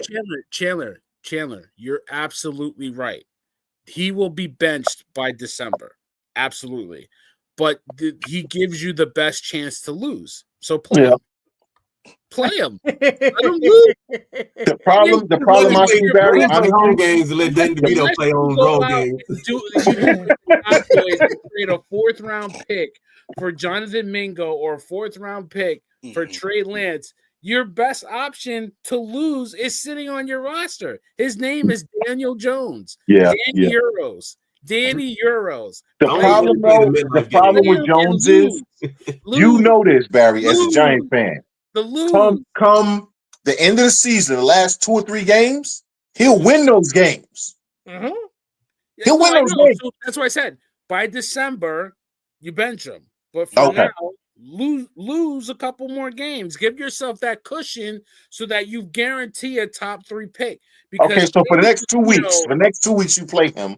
Yeah. And then, Danny DeVito won games he shouldn't have won. He beat the Green Bay Packers who went to the playoffs. If we lost that game, we have a better chance of having Jaden Daniels right now than playing with Dan. I don't need that stress in my life. Lose. That's true. Put the man in and lose. Right now, the Jets, not the Jets. We'll talk about the Jets in a minute. No, we won't. The Giants and the Jaguars are both 2-8. Mm-hmm. And if the season ended right now, Jaguars like the Jaguars get the number 1 pick. So and which again talks to Bryce Young playing better. I'm just saying. Well, coach is right. The Jaguars have their eye on position players, and Travis Hunter is a beast. They already got their quarterback, more or less. I mean, they don't have their quarterback. But if you're Travis Hunter, right? Do you take a big NIL deal and stay rather than go to Jacksonville because that organization? Oh my God, they're off. What? But they were 1 year away removed from being in the playoffs, right? If Shedeur Sanders came back, then yes, I would do that if I was Travis Hunter. The fact that Shedeur Sanders is going to be the 2nd pick in the draft, Travis Hunter's gone. He's gone. Okay. But see, here's the interesting thing, and let's be real about it. If you're the Jaguars and you get the number 1 pick, do you pass on one of these quarterbacks? You have to because you've already paid Trevor Lawrence. Trevor Lawrence is their guy. I mean, the Packers paid their quarterback, and then they still got Jordan Love, right? Like, no, they did a number 1. They didn't pay Aaron Rodgers. They didn't pay Aaron Rodgers before they drafted Jordan Love. They didn't pay him. But they paid him out. Hear me out on this. Right. I understand the Jaguars paid Trevor Lawrence, but Trevor Lawrence doesn't deserve that money the way he's playing right now. You and I, everybody knows that. Yeah. But they want to protect their investment. No, from that standpoint, guys, listen. Trevor Lawrence needs a weapon. He needs a weapon, bro. He needs a coach. No, I know. He needs a weapon too. But from that standpoint, just take out the idea that you paid him. If you had the number 1 pick, which you don't get very often, do you pass on a quarterback as good as Shedeur Sanders? Like, seriously, not just take out the fact that you paid Trevor. When you have a Travis Hunter, who's going to eventually win the Heisman, who in my opinion win the Heisman, sitting there at 1-1, you go get that guy, and you say if you want to play offense, no. Here's the thing. I hate to bring it to this, but I'm gonna take it there. Jacksonville's one of the organizations that won't have a black quarterback. They won't. They have him as a backup. They have him as a spot starter. They have him as a bridge quarterback. They will not have him as the franchise quarterback. It's not happening in Jacksonville. Mm-hmm. It's not. It's not. So they'll keep Trevor Lawrence rather than go get Shedeur Sanders. Okay. So let me ask you. So would Ewers be the pick there for them? Say who? The dude from Texas. Quinn Ewers. It's Quinn Ewers or Carson Beck. But here's the thing, though. Now, Shad Khan is a smart businessman. He managed to keep that team afloat in Jacksonville when they were having blackouts because their own fans wouldn't come. Keep that in mind. That's when the NFL started to hold London. That's why the Jaguars play in London so much by the bye. Okay? Because they were getting blacked out in their home market because no one would come to see the team. So they started playing them in London, right? Shad Khan would trade Trevor Lawrence for a boatload of picks, and we know there's teams that would take Trevor Lawrence. Raiders, come on, son. They line up to get somebody like that, okay? Because the Al Davis ethos of, you must throw the ball down the field. I could see them trading Trevor Lawrence to, say, the Raiders, right, for a boatload of picks, and then drafting a Carson Beck. Carson I see them doing that. You hate But Carson. they will not draft Shedeur Sanders. I'm telling you that right now. They will not draft Shedeur Sanders. To be a Raider. Huh? I heard Shedeur wants to be a Raider. He might want to be a Raider. The Raiders don't have the draft capital to move up ahead of the Giants. If you're the Giants, do you give up the second spot? No, absolutely not. Exactly. So no matter what the Raiders offer you, including ownership of their team, right? You're not giving up that second pick, bro. You're not. I mean, that's why I'm saying if I'm the Giants, I just stay the course. Yeah. Daniel Jones, keep the tank alive, and get. And you bringing back Dable too? No. I absolutely bring back Brian Dable. No. I do. No. Listen, honestly, dude, I have to give these guys, in Joe Shane and Brian Dable, a chance to draft their own quarterback. Because Brian Dable already showed you that he can't decide about the quarterback by sticking with Daniel Jones. No, I don't believe that. My God. The fact hold on, Barry. I'm sorry. The fact that he stuck with Daniel Jones and said, regardless of the Saquon Barkley thing, the fact that he said, I would rather pay this quarterback, right, than put him on a franchise tag. Whether you kept Saquon Barkley or not is irrelevant. He chose to pay Daniel Jones with all evidence. He had 2 years of evidence to show him that Daniel Jones is not a guy you can count on when it matters. I don't give a damn about the offensive line, okay? Because here's what some quarterbacks with bad offensive lines have shown me. They show you flashes of, if you would just protect me, I can make these throws. Daniel Jones never showed you that. Also, he's often injured. But Joe Shane said, I believe in Daniel Jones. You cannot keep a general manager who looked at Daniel Jones and said he's the franchise quarterback. You can't keep him. Let me jump in because I'm gonna agree with Barry, right? Because they literally said Neighbors was their guy, but they didn't think he was gonna be there. And if Neighbors was gone, they was taking JJ to get Daniel Jones. JJ McCarthy's a bum. It don't matter, bro. They was not gonna get Daniel Jones. Yeah. Daniel Jones was not Chandler, I look at it like this. They wanted to franchise Saquon Barkley, and they wanted to get a deal done. They couldn't get a deal done. In the 11th hour, they gave Daniel Jones a 4-year contract that equated to a 2-year deal. And that is why he should be fired. That is why he should not be allowed to continue. No, you're not listening. They gave him a 4-year deal that equated to a 2-year deal. That told me that they don't really believe in you that much. What they said was you had one good year that you could build on and get better. Okay, so I'll give you 2 years to prove it.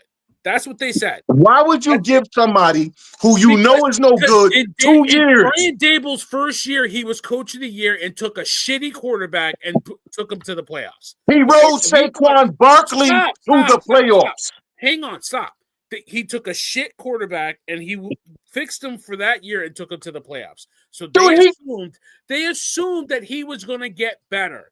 Why would you assume that when you already had evidence he would not get better? Yes, you did. No, you didn't. He played this season and took him to the playoffs. He threw 12 touchdowns, Barry. He took him to the playoffs. Saquon Barkley took you to the playoffs. Stop it. No, I'm not going to stop it. He did. Daniel Jones did not take you to the playoffs, Barry. You're playing with hindsight. No, I'm not. Barry, I told you that season they should got rid of him. Don't tell me I'm playing with hindsight. Everybody said that Daniel Jones deserved to come back. Nobody said that. Okay. Right. Okay. You know what? Let me rephrase that. I never said that. Okay. Thank you. And you know that. Thank you. You know that. You never said that. Thank you. No. Everybody else but Chandler said that he and I turned out to be right. How does that work? Two shitty coaches. I don't even want to say their names. Two shitty coaches to Brian Daboll. Brian Daboll was the guy that fixed Josh. Brian Daboll did not fix. He did not fix Daniel Jones. He fixed the offense. He fixed the offense to work in spite of Daniel Jones. He didn't fix Daniel Jones. He fixed the offense to work in spite of him. They thought that they were able to fix him, and he could improve. And I told you they were wrong. And get better. Okay, and I told you they were wrong. And I told you they were wrong. And I told you they were wrong. At some point, you'll listen to me. They thought he was okay, that he could get better, but they didn't think that he deserved to get a max contract. Barry, let me ask you a question. It has nothing to do with the Giants. This has nothing to do with the Giants. Let me ask you a question. Nothing to do with the Giants. Okay. When the Jets started talking about Aaron Rodgers, what did I say? I said it would be a train wreck. Okay. Right? Did I not say that? Okay. And all of the talking heads and everybody who's supposed to know said, oh, it's going to be Super Bowl or bust. And I said, and Sirius, you know this because y'all couldn't believe I said it. I said it's going to be a dumpster fire. Who turned out to be right? What does that have to do with Daniel? My point is, when I tell you something, you need to start listening to me. Brian Daboll needs to go. Joe Schoen needs to go. And in 2 years from now, right, you're going to sit here and you're going to say Joe Schoen should have been fired. No, I'm not. Yes, you are. I think that yes, you are. One more year. Bet me. That's why I said 2 years because you got this coming season. You got this coming season. I'll bet. And then at the end of the season, that's the second year. And Barry's going to say out of his own mouth, Joe Schoen should have been fired when we got rid of Daniel Jones. I'm not going to say it. No, I'm not. I think trust me, you will. The Giants is Daniel Jones. Once they fix that, the problem is the general manager and the coach and Daniel Jones. Everybody needs to go. But Joe Schoen has made some good moves. Chandler, Chandler, if you tell me a good move he made. Tell me a good move. Traded for Brian Burns for Peter. Yeah, I was gonna say the Burns trade. Yeah, the Burns trade for Peter. He won 2 firsts for him. What's the team's record? He got a Pro Bowl defensive line because they wanted 2 firsts for him. Tell me the team's record. That you can't. Okay, hold on. You cannot look at the team's collective. Yes, I can.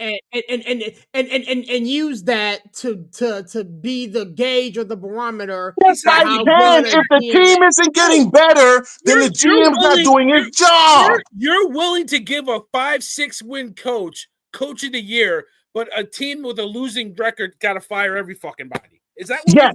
Because right Louis Riddick, number one, Louis Riddick should have been the fucking GM they hired, not Joe Schoen. Louis Riddick should have been the fucking GM they hired. And I said that. I told you that when they fucking did that. Oh my God, Barry's mom. I'm so sorry. See, they pushed my button, and this is what they get. But Louis Riddick should have been a damn GM, and I told you that 2 years ago. Mixing all of it. Real quick, I just want to say something. I just want to say something real quick. To give a losing coach. Hold on a second, Steve. Brian Daboll. How is Josh Allen playing now that Brian Daboll is gone? Okay. How's he playing? He's playing better. He's playing smarter. He's throwing no interceptions. Actually, he's playing better because they fired their old quarter. Which Brian Daboll didn't want to do. All of y'all are wrong. I'm right. Joe Schoen's a bum. Daniel Jones is a bum, and everybody needs to go. And then you know what? On the heels of Chandler saying that, I just want to say this. Chandler, you're entitled to your opinion. I'm not saying that you're dead wrong. I think there's a good chance that the Giants clean house, but I think there's a better chance that they try to keep this intact because they've cleaned house every 2 years and it's not working, right? Because so they keep hiring the wrong people, Barry. I think you give the GM and the head coach a chance to pick a quarterback. I'd never seen a GM and a coach inherit a quarterback and it's worked. It rarely happens. Like, you got to give a GM the chance to pick their quarterback. No, I don't. No, I don't. If they screw that, if they screw that up, then they're fired. Then you set your franchise back another 3 years. Daniel Jones Shane's fault. Gentlemen, give me a second. Steve, say something real quick. Let me let you Steve get in here real quick. Like Barry just said what I was going to say. I was like, I mean, you have to give a front office a chance to get their guys. You know, it's like, now if you inherit a good situation and you can kind of keep it moving, that's one thing. But it's like, I feel like in this situation, every team is different. You know, like and I think in the Giants case, you give them a chance to get their guys in there to let them build what they want to do. Like, I mean, that's just my take on it. I feel like, you know what's wrong with civilians? You want to know what's wrong with civilians? Is y'all don't understand the concept of actual leadership. Y'all don't. You really don't. You really don't. Because you keep saying you got to give a chance. You got to give a chance. Listen, it does not take long to determine whether someone's a good or a bad leader. It doesn't take that long. It really doesn't. And if either one of them were good leaders, you will see improvement everywhere but, say, the bad quarterback. That's not what you see. What you see is a team that is failing. What you see is a team that lacks leadership. Okay? So instead of saying, let's keep giving them a chance, no, I picked the wrong guy. You cut your law, because if you keep Joe Schoen, and we'll just stick to Joe Schoen, if you keep him, you have set your franchise back another 3 years, because now you got to bring in another GM. You got to let the team get bad enough to pick high enough to get a good quarterback, so that you can bring another coach and another offensive coordinator. If you cut bait now and hire the right people, and this is where the Giants have failed. This is why every 2 years they're cleaning house, because they keep hiring the wrong people. They keep hiring the wrong leaders. There is no improvement in the team in the sense of leadership. Now, I'm not talking about record. I'm not talking about guys' plays on the field. I'm talking about leadership. Look at that team. Tell me where you see improved leadership from Joe Schoen or Brian Daboll. Brian Daboll, okay, is dead man walking. You look at his attitude. You look at the way the team is playing. You look at the responsive guys. You got guys who the entire team went after a second year. Oh my God. Sorry. A second year player. Okay. A second year player. Right. Instead of saying, you know what, we're going to handle this in the locker room. We ain't going to talk about this in the media. Right. Everybody, including the coach, decided to point the finger at a second year player. Oh, by the way, Brian Daboll, what about the things you've messed up? Okay. What about the things you're not doing right? But let's blame the second year player. And I'm not saying he did not deserve to be benched. What I'm saying is true leadership is you praise in public and you chastise in private. That is true leadership. That is not what the Giants have. But if y'all want to keep going down this road of, we got to give a chance, we got to give a chance, we got to give a chance, okay? What civilians do. That's what y'all do. The military mindset says, bruh, you got your shot, you screwed it up, move. Period, in the story. Because I don't have time for you to try to figure it out. You don't know what you're doing, and you don't want to get better. This is why I come the way I come at these guys. Joe Schoen never should have been hired. Louis Riddick should have been the hire. They chose not to. That's fine. So Chandler, so can I say this? And it's like, go ahead, man. So basically, this all comes down to who you think should be the GM for the Giants. is like it comes down to who I thought should have been the GM. It comes down to what this GM has done. Okay, I look at this team. What has he done? So you think what he's done is not. Louis Riddick is sitting in the booth on ESPN. You know what I'm saying, for a reason. Let's keep it a buck here. Yes, because there's very few black GMs get hired. So that's the only. I mean, so what's his track record? I mean, it's like he was the two organizations he was part of, which he was never a GM. Okay, but the two organizations he was part of the scouting departments, where the scouting department was very successful. He was part of a front office of an organization that was also very successful. Okay, but he's never got an opportunity to run anything. Now, he was in Philly with that's Howie Roseman. We all know damn well Howie Roseman ain't letting nobody get no credit, right? Let's keep that a buck, right? He was also with the Raiders when the Raiders were drafting a lot of good players, but they kept picking the wrong damn coach. But he was in the scouting department then. My point is this, and let's leave Louis Riddick out of it. Joe Schoen was the wrong guy. That's what I'm getting at. Joe Schoen was the wrong guy. Let's leave him out of it. Joe Schoen was the wrong guy. I don't believe that. I really don't. Yeah, I really don't. I think he's hit on more draft. So all I'm gonna say is this. I'm gonna leave it alone. At the end of next season, right? When the Giants are in the same position they're in right now, you're gonna talk about firing the GM. No, I'm not. Yeah. Giants fans will, and they'll talk about he hired the wrong coach. He hired or he kept the wrong coach. Most Giants fans want him fired right now. I'm just not in that mindset. I'm really not. I'm willing to give him a shot. I think he's hit on draft picks. I think he's made some really good draft picks. I think he's made some poor draft picks outside of Malik Neighbors, which anybody would have drafted. Tell me the good draft pick. I think Kayvon Thibodeau is a good pick. I think that wasn't his. Bill Robinson's a solid. Kayvon Thibodeau was not his draft pick. Yes, it was. No, it wasn't. Yes, it was. No, it wasn't. Kayvon Thibodeau's been there for 3 years. Yes, Kayvon Thibodeau's been there for 3 years. It was his first pick. Yeah, like Thibodeau might have been his very first draft. So stop. You're wrong. It was his fine. Okay. It was his first pick. So yeah, he's hit on some good picks this year. Tell me who? Nubin, the safety. He's a starter. Obviously, I like Jalen Hyatt. Neighbors. Somebody throw him the ball. I think Theo Johnson's going to be a good pick out of Penn State. Tracy.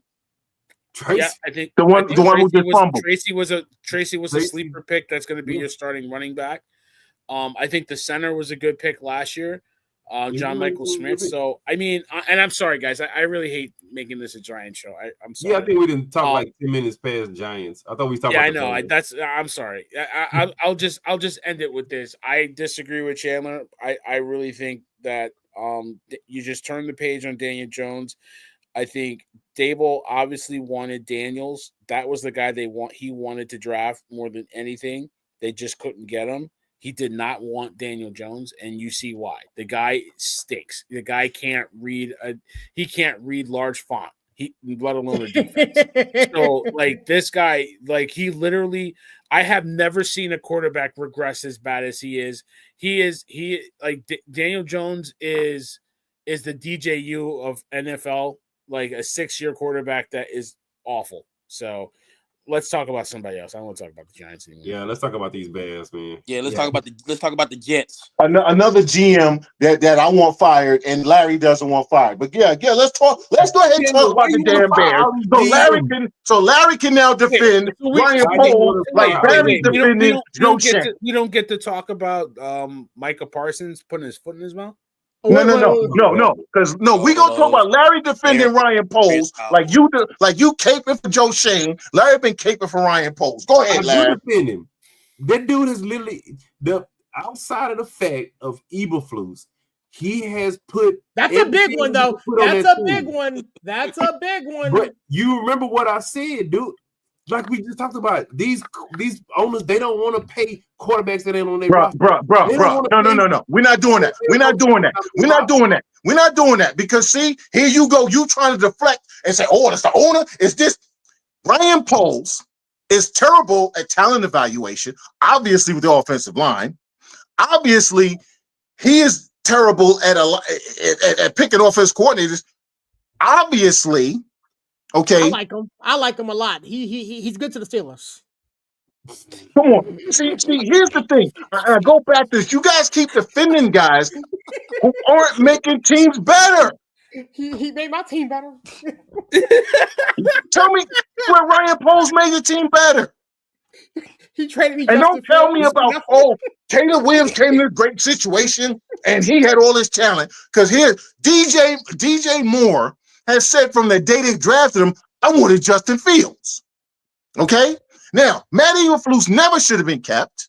Never. Oh, and Ryan Poles. Ryan Poles and management said it was up to Ryan Poles. Ryan Poles chose to keep Matt Eberflus.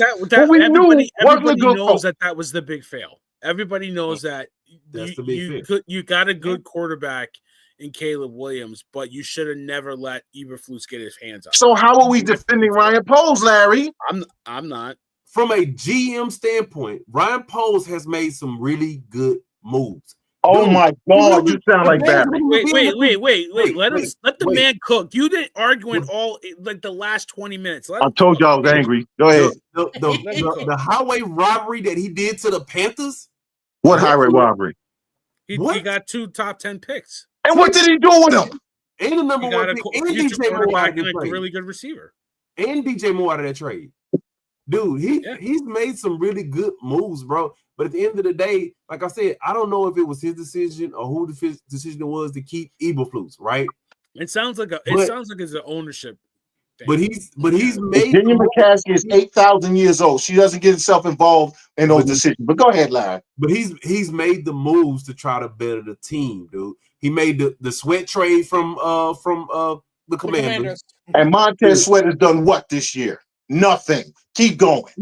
Montez Sweat, last year he played good. This year he been this year, bro. This year. I ain't talking about last year. He made the trade last year. Right now. The Montez Sweat trade was and what has he done? I don't even remember Montez Sweat playing the last 3 games. I ain't heard his name. But go ahead. Keep talking. But the Bears, he has 10 solo tackles and 3.5 sacks right now. But Chandler, why 3.5? After how many games? And he's probably getting doubled every single time because he's played every game this year. Because who else is on that line? And he got 3.5 sacks. Go ahead. But the Bears did have like a top 5 defense. Real talk.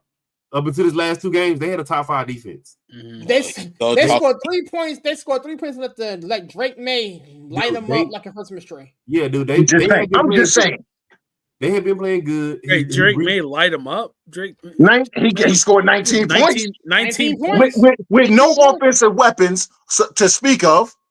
Drake May ain't got nobody to throw to. The Bears got everybody to throw to, but they dog walked the Chicago Bears. But keep telling me how Ryan Poles built this great team. Do Ryan Poles throw the ball?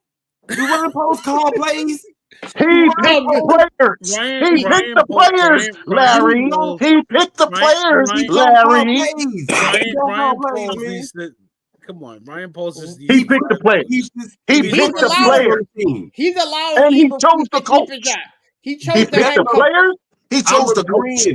I'm agreeing that Eberflus should be gone, but he's put the pieces on the team. You can't. Hold on. You cannot sit there and say, it's not like me to jump involved in these type of altercations. Yes, it is. You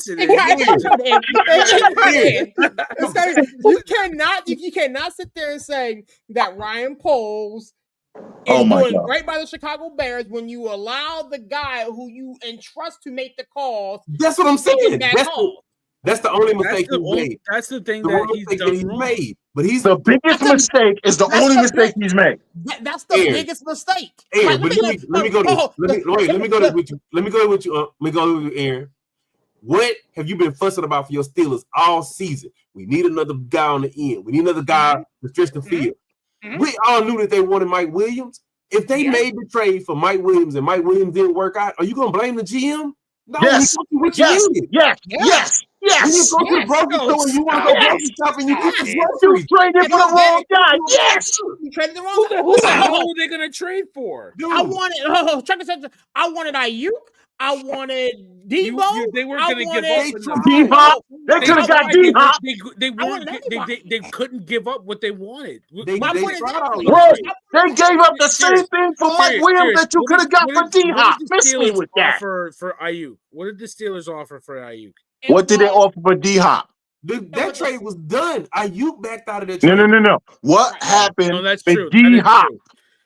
Ayuk used the Steelers. Ayuk used the Steelers to get his money. What I'm just saying is that if they would have got D-Hop or Mike Williams or whoever on that end, the GM has done his job by giving you the player you need. It's up to your coach to do what you're going to do with it.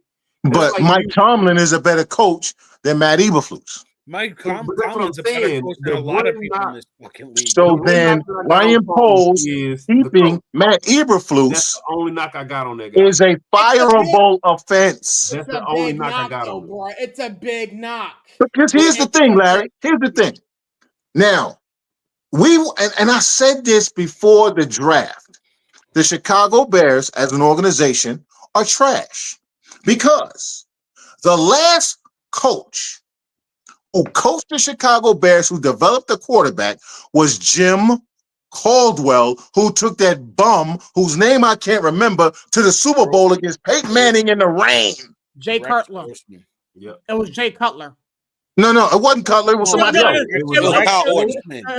No, it wasn't Kyle Orton. It was somebody else. Listen to the villain. It was Rex Grossman. Goddamn it. Thank you, Rex Grossman. That's the last coach they've had who remotely developed the quarterback.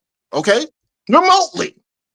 So Ryan Poles never developed a quarterback. Let's be real. The Bears. He took him. Jim Caldwell took the Bears to the Super Bowl with Rex Grossman. Miss me for not development. He took him to the Super Bowl with Rex Grossman. Okay. Mike took Jim McMahon. The Bears never developed. Jim Caldwell took Rex Grossman to the Super Bowl. The Bears have never had a good quarterback. Let's be honest. Let's be real. Yeah, let's be real. Seriously. I'm not saying good. You're missing my see. Now you're not listening.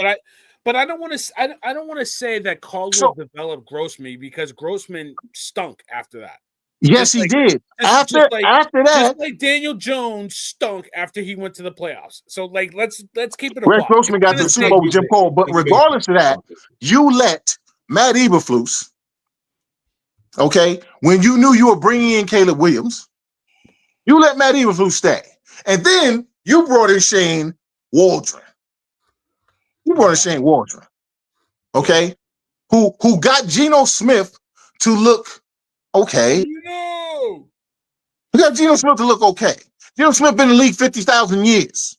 Okay, you then allowed that coaching staff to develop an offensive game plan where you had a guy who was never a full field reader in college, and they asked him to read 1 through 4 and back, which he can't do right now. When it should have been, you're going to read 1, 2, go, 1, 2, go, right? And then as the season goes on, we're going to add a little more, right? But because you let a lame duck coach, again, as an organization, again, a guy who needed the quarterback to save his job, you allowed that person to ruin the first season of this wonderkind quarterback, like the last two. I'm not counting Mr. Trubisky because I always thought he was a bum.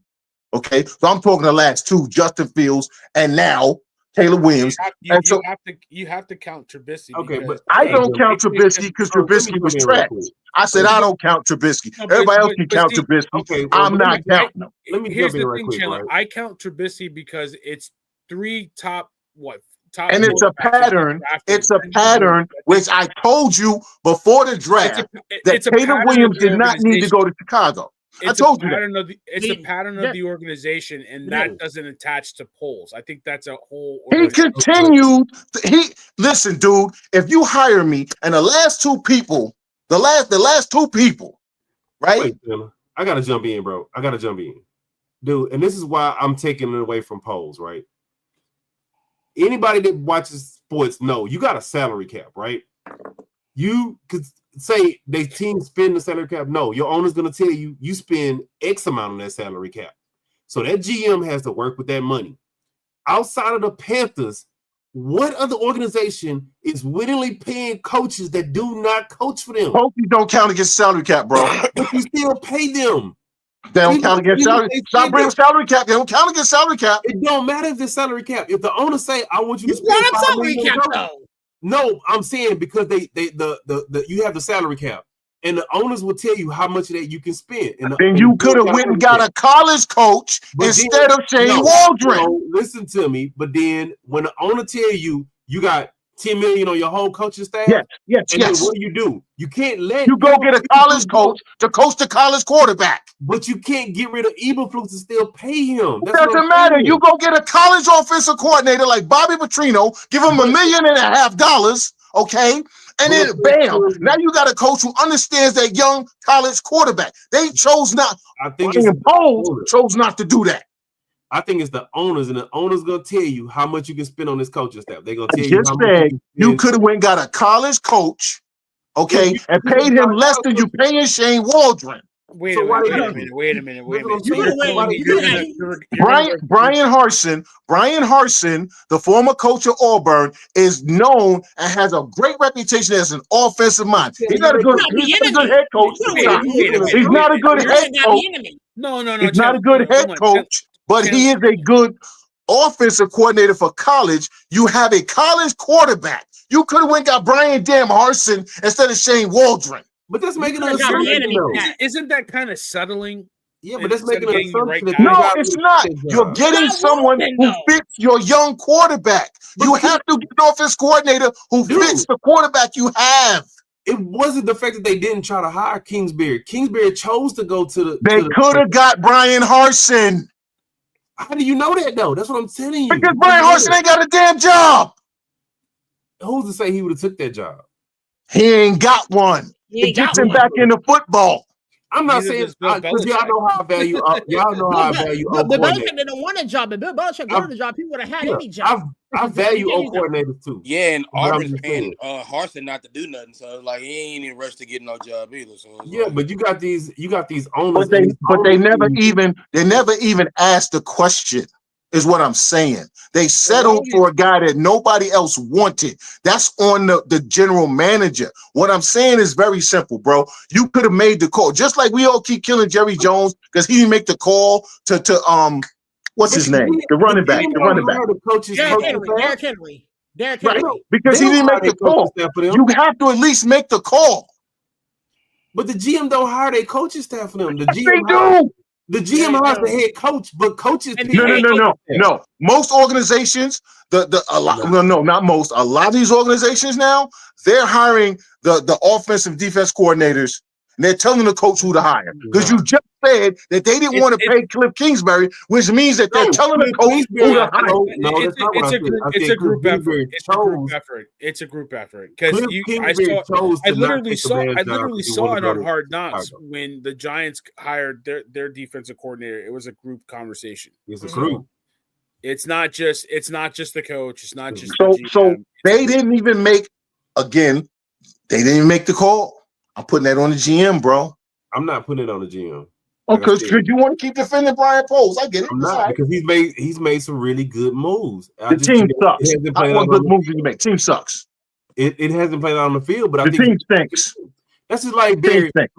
Remember what I said about the Giants? I said the Giants have put draft capital in the line. That don't mean that they stink. They panned out. But just because you don't try to address the issue does not mean that you're not doing a good job as a GM. That means you're not a good talent evaluator. That's a fireable offense. Like, dude, come on. That means you trying to address the problem, bro. That's just and you're failing, which means you should be fired. Like Joe Douglas should have been fired 3 years ago.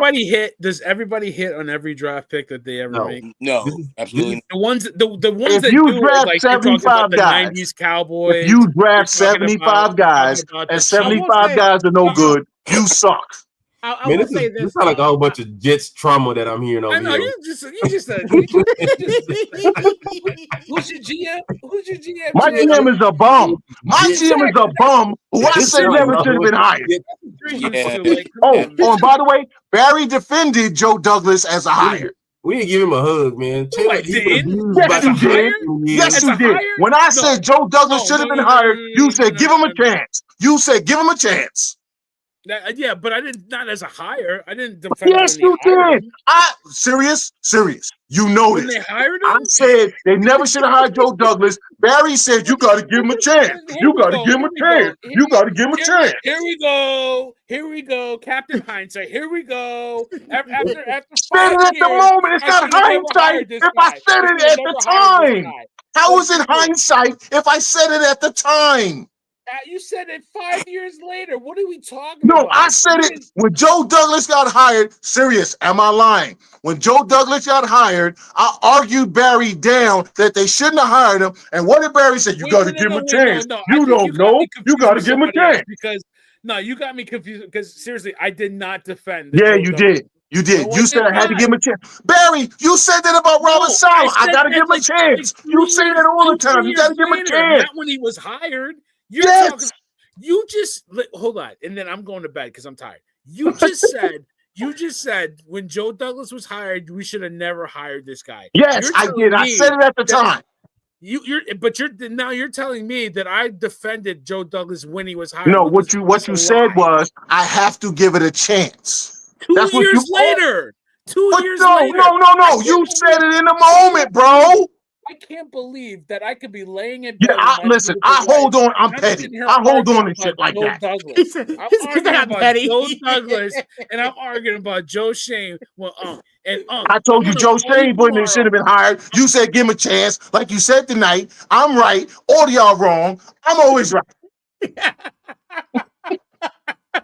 Hey, serious. On your confidence pick, can we write down all of Chandler's GMs and coaches hired? Absolutely. Matter of fact, you know what? Matter of fact, this preseason, this off season, I'm gonna tell y'all what general manager coaches should not have been hired, and at this time next season, we're gonna go over it. No. At this time next season, we're going over. We know Louis Riddick is on the number one board. They hired in Arizona. They should have never hired him. Who? Exactly. You tell me. You tell me. Because it's now 3 years later since they hired the dude, right?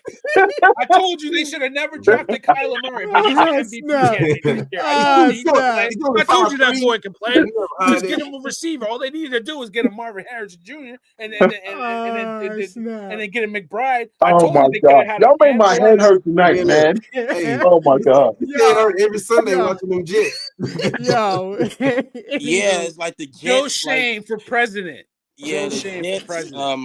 The Winnipeg Jets scored the same amount of points that the New York Jets did tonight. Exactly. And I said Aaron Rodgers was going to be a dumpster fire, just like I said, and it's turned out to be that way. Joe Douglas is getting. Okay, I'm going to say this right now. I'm going to say this right now.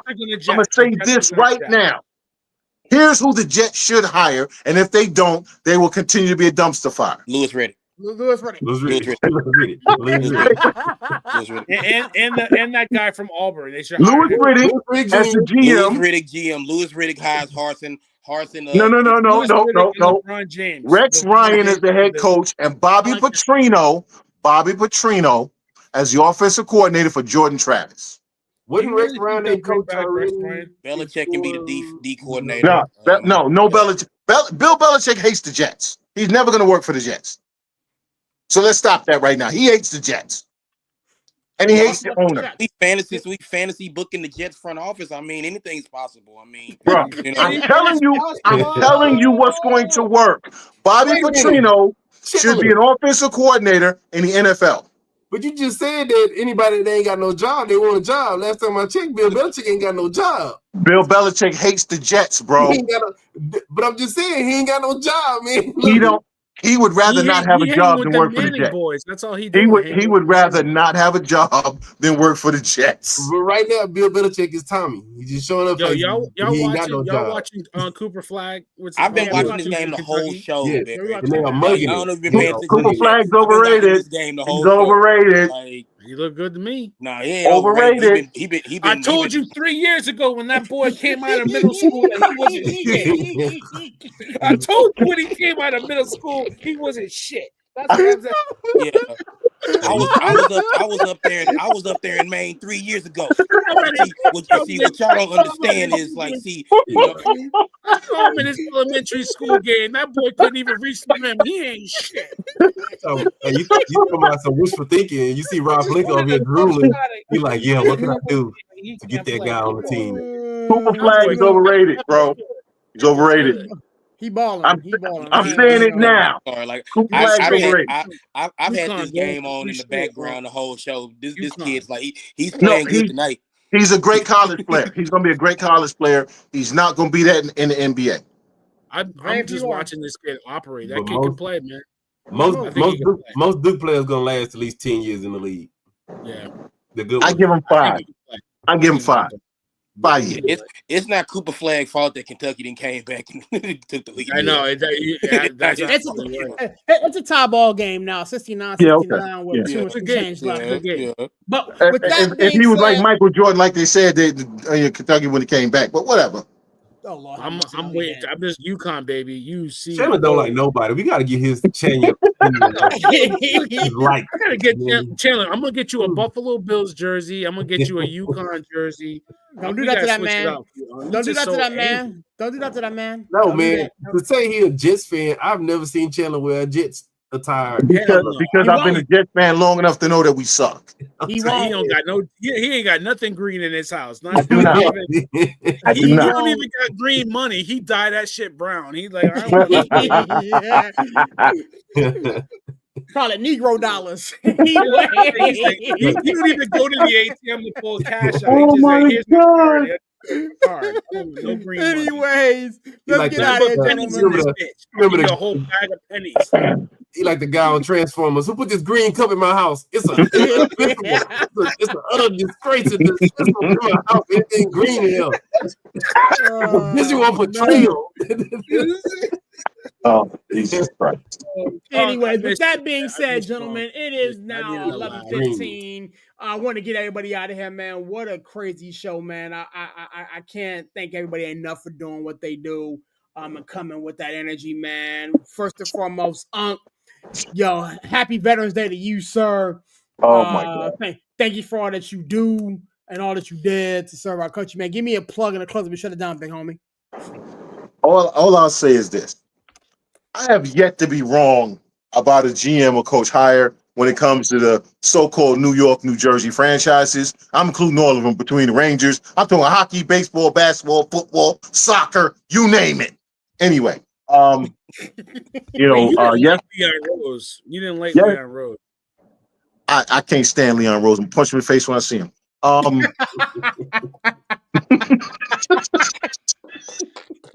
His moves have been bad. It don't matter what they playing on the court. These moves are bad. All of them been horrible. Listen, yesterday was Veterans Day, and I guess I'm supposed to be, thank everybody for all the attention, all this. Listen, man, all you sports leagues, I got nothing for you because all you do is use us as a way to sell merchandise. Mm-hmm. Okay? Because today I hear nothing about veterans. The rest of the year I heard nothing about veterans from all these major sports who on Veterans Day suddenly they got everybody and their mother from this ship and that ship and this base and that base. So miss me with that.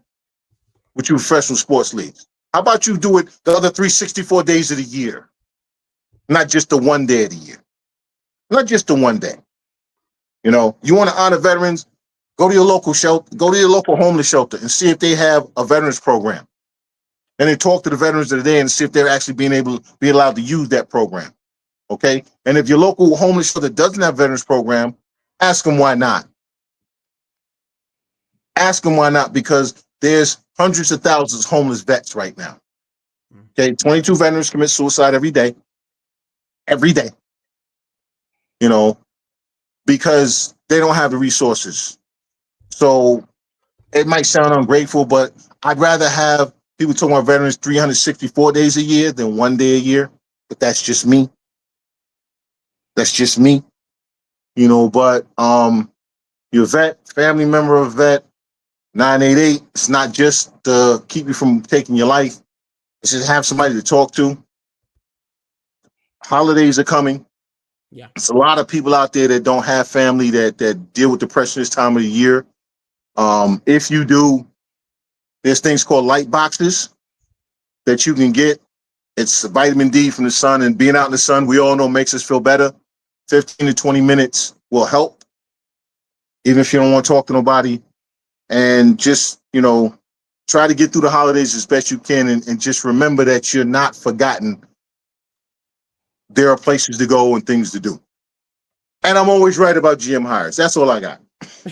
Thank you so much, for coming by, man.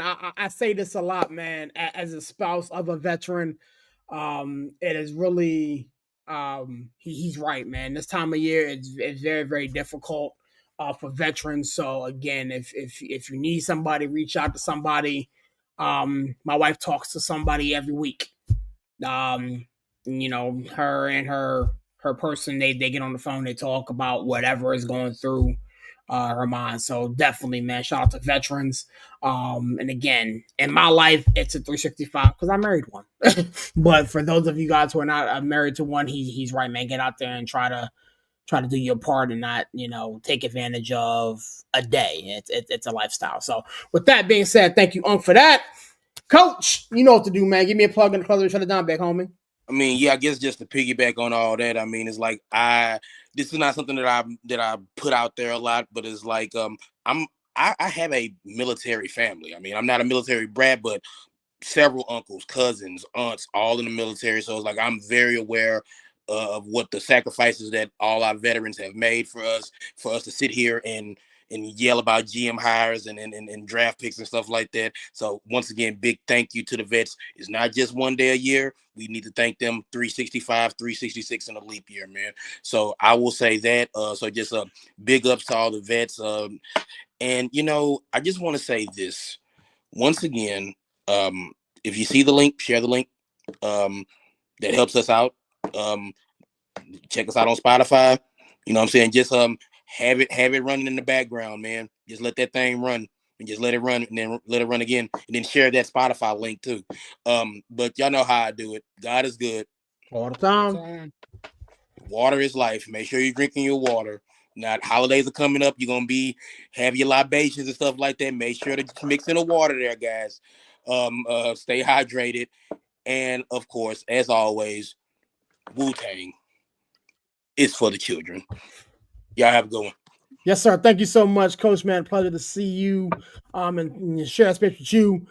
Larry, yeah. We stayed out of it this week, so we good. We did. It wasn't me and you this week. It's gonna be next week. Trust me, it's gonna be next week. That little manpower before the show kind of, things. you got out in front of it. Yeah, it diffused everything.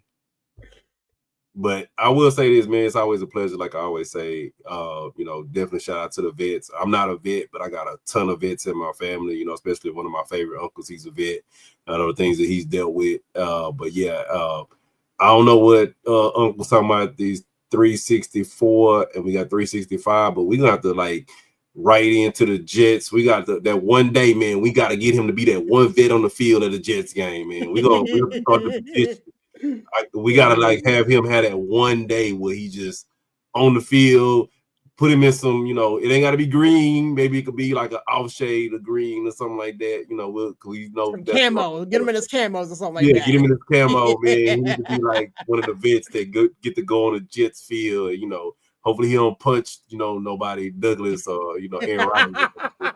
But yeah, we got to start a petition for that. But he talking about his head hurting, and we always say when his head hurting, he gonna remember this show. So we did. Oh yeah, no doubt. But yeah, like I say, it's always been a pleasure, fellas. I'm out. I will catch you guys next week. All right, big dog. Appreciate you, my man. Villain, you know what to do, my guy, man. We kind of went over time, but I think it was definitely needed and warranted. You tried to get out of here a couple times, so hopefully the wife ain't mad at you, man. Give me a plug and shut it down, big homie. That would be good. She's sound asleep. She probably needed some rest. Thank you for everybody.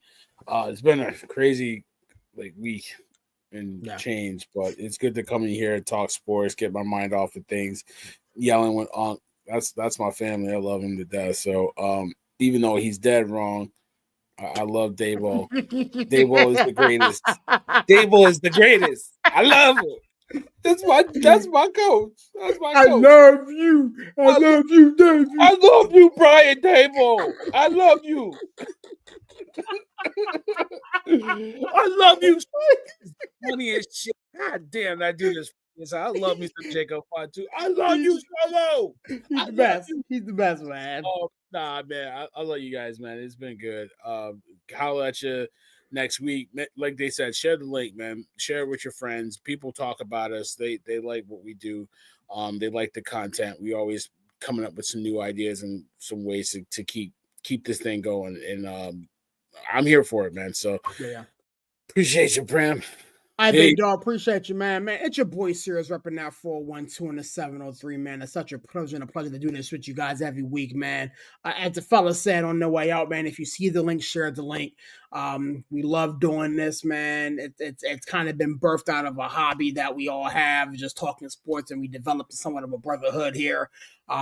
So again, you may feel us getting heated at each other, but trust me, it's all love, man. We would do anything for any of these gentlemen, man.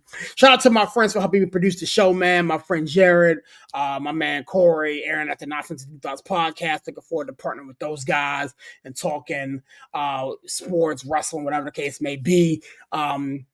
There is going to be a Yankee show probably sometime this week. I need to get with Villain and speak on that, figure that whole thing out. Hopefully, maybe to get Unc back in here, talk Yankee and kind of lament on what took place in the 2024 season.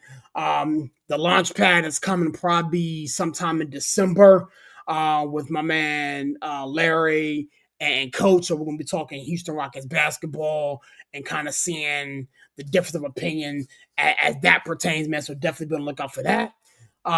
With that being said, man, we will catch you on the next one. Peace.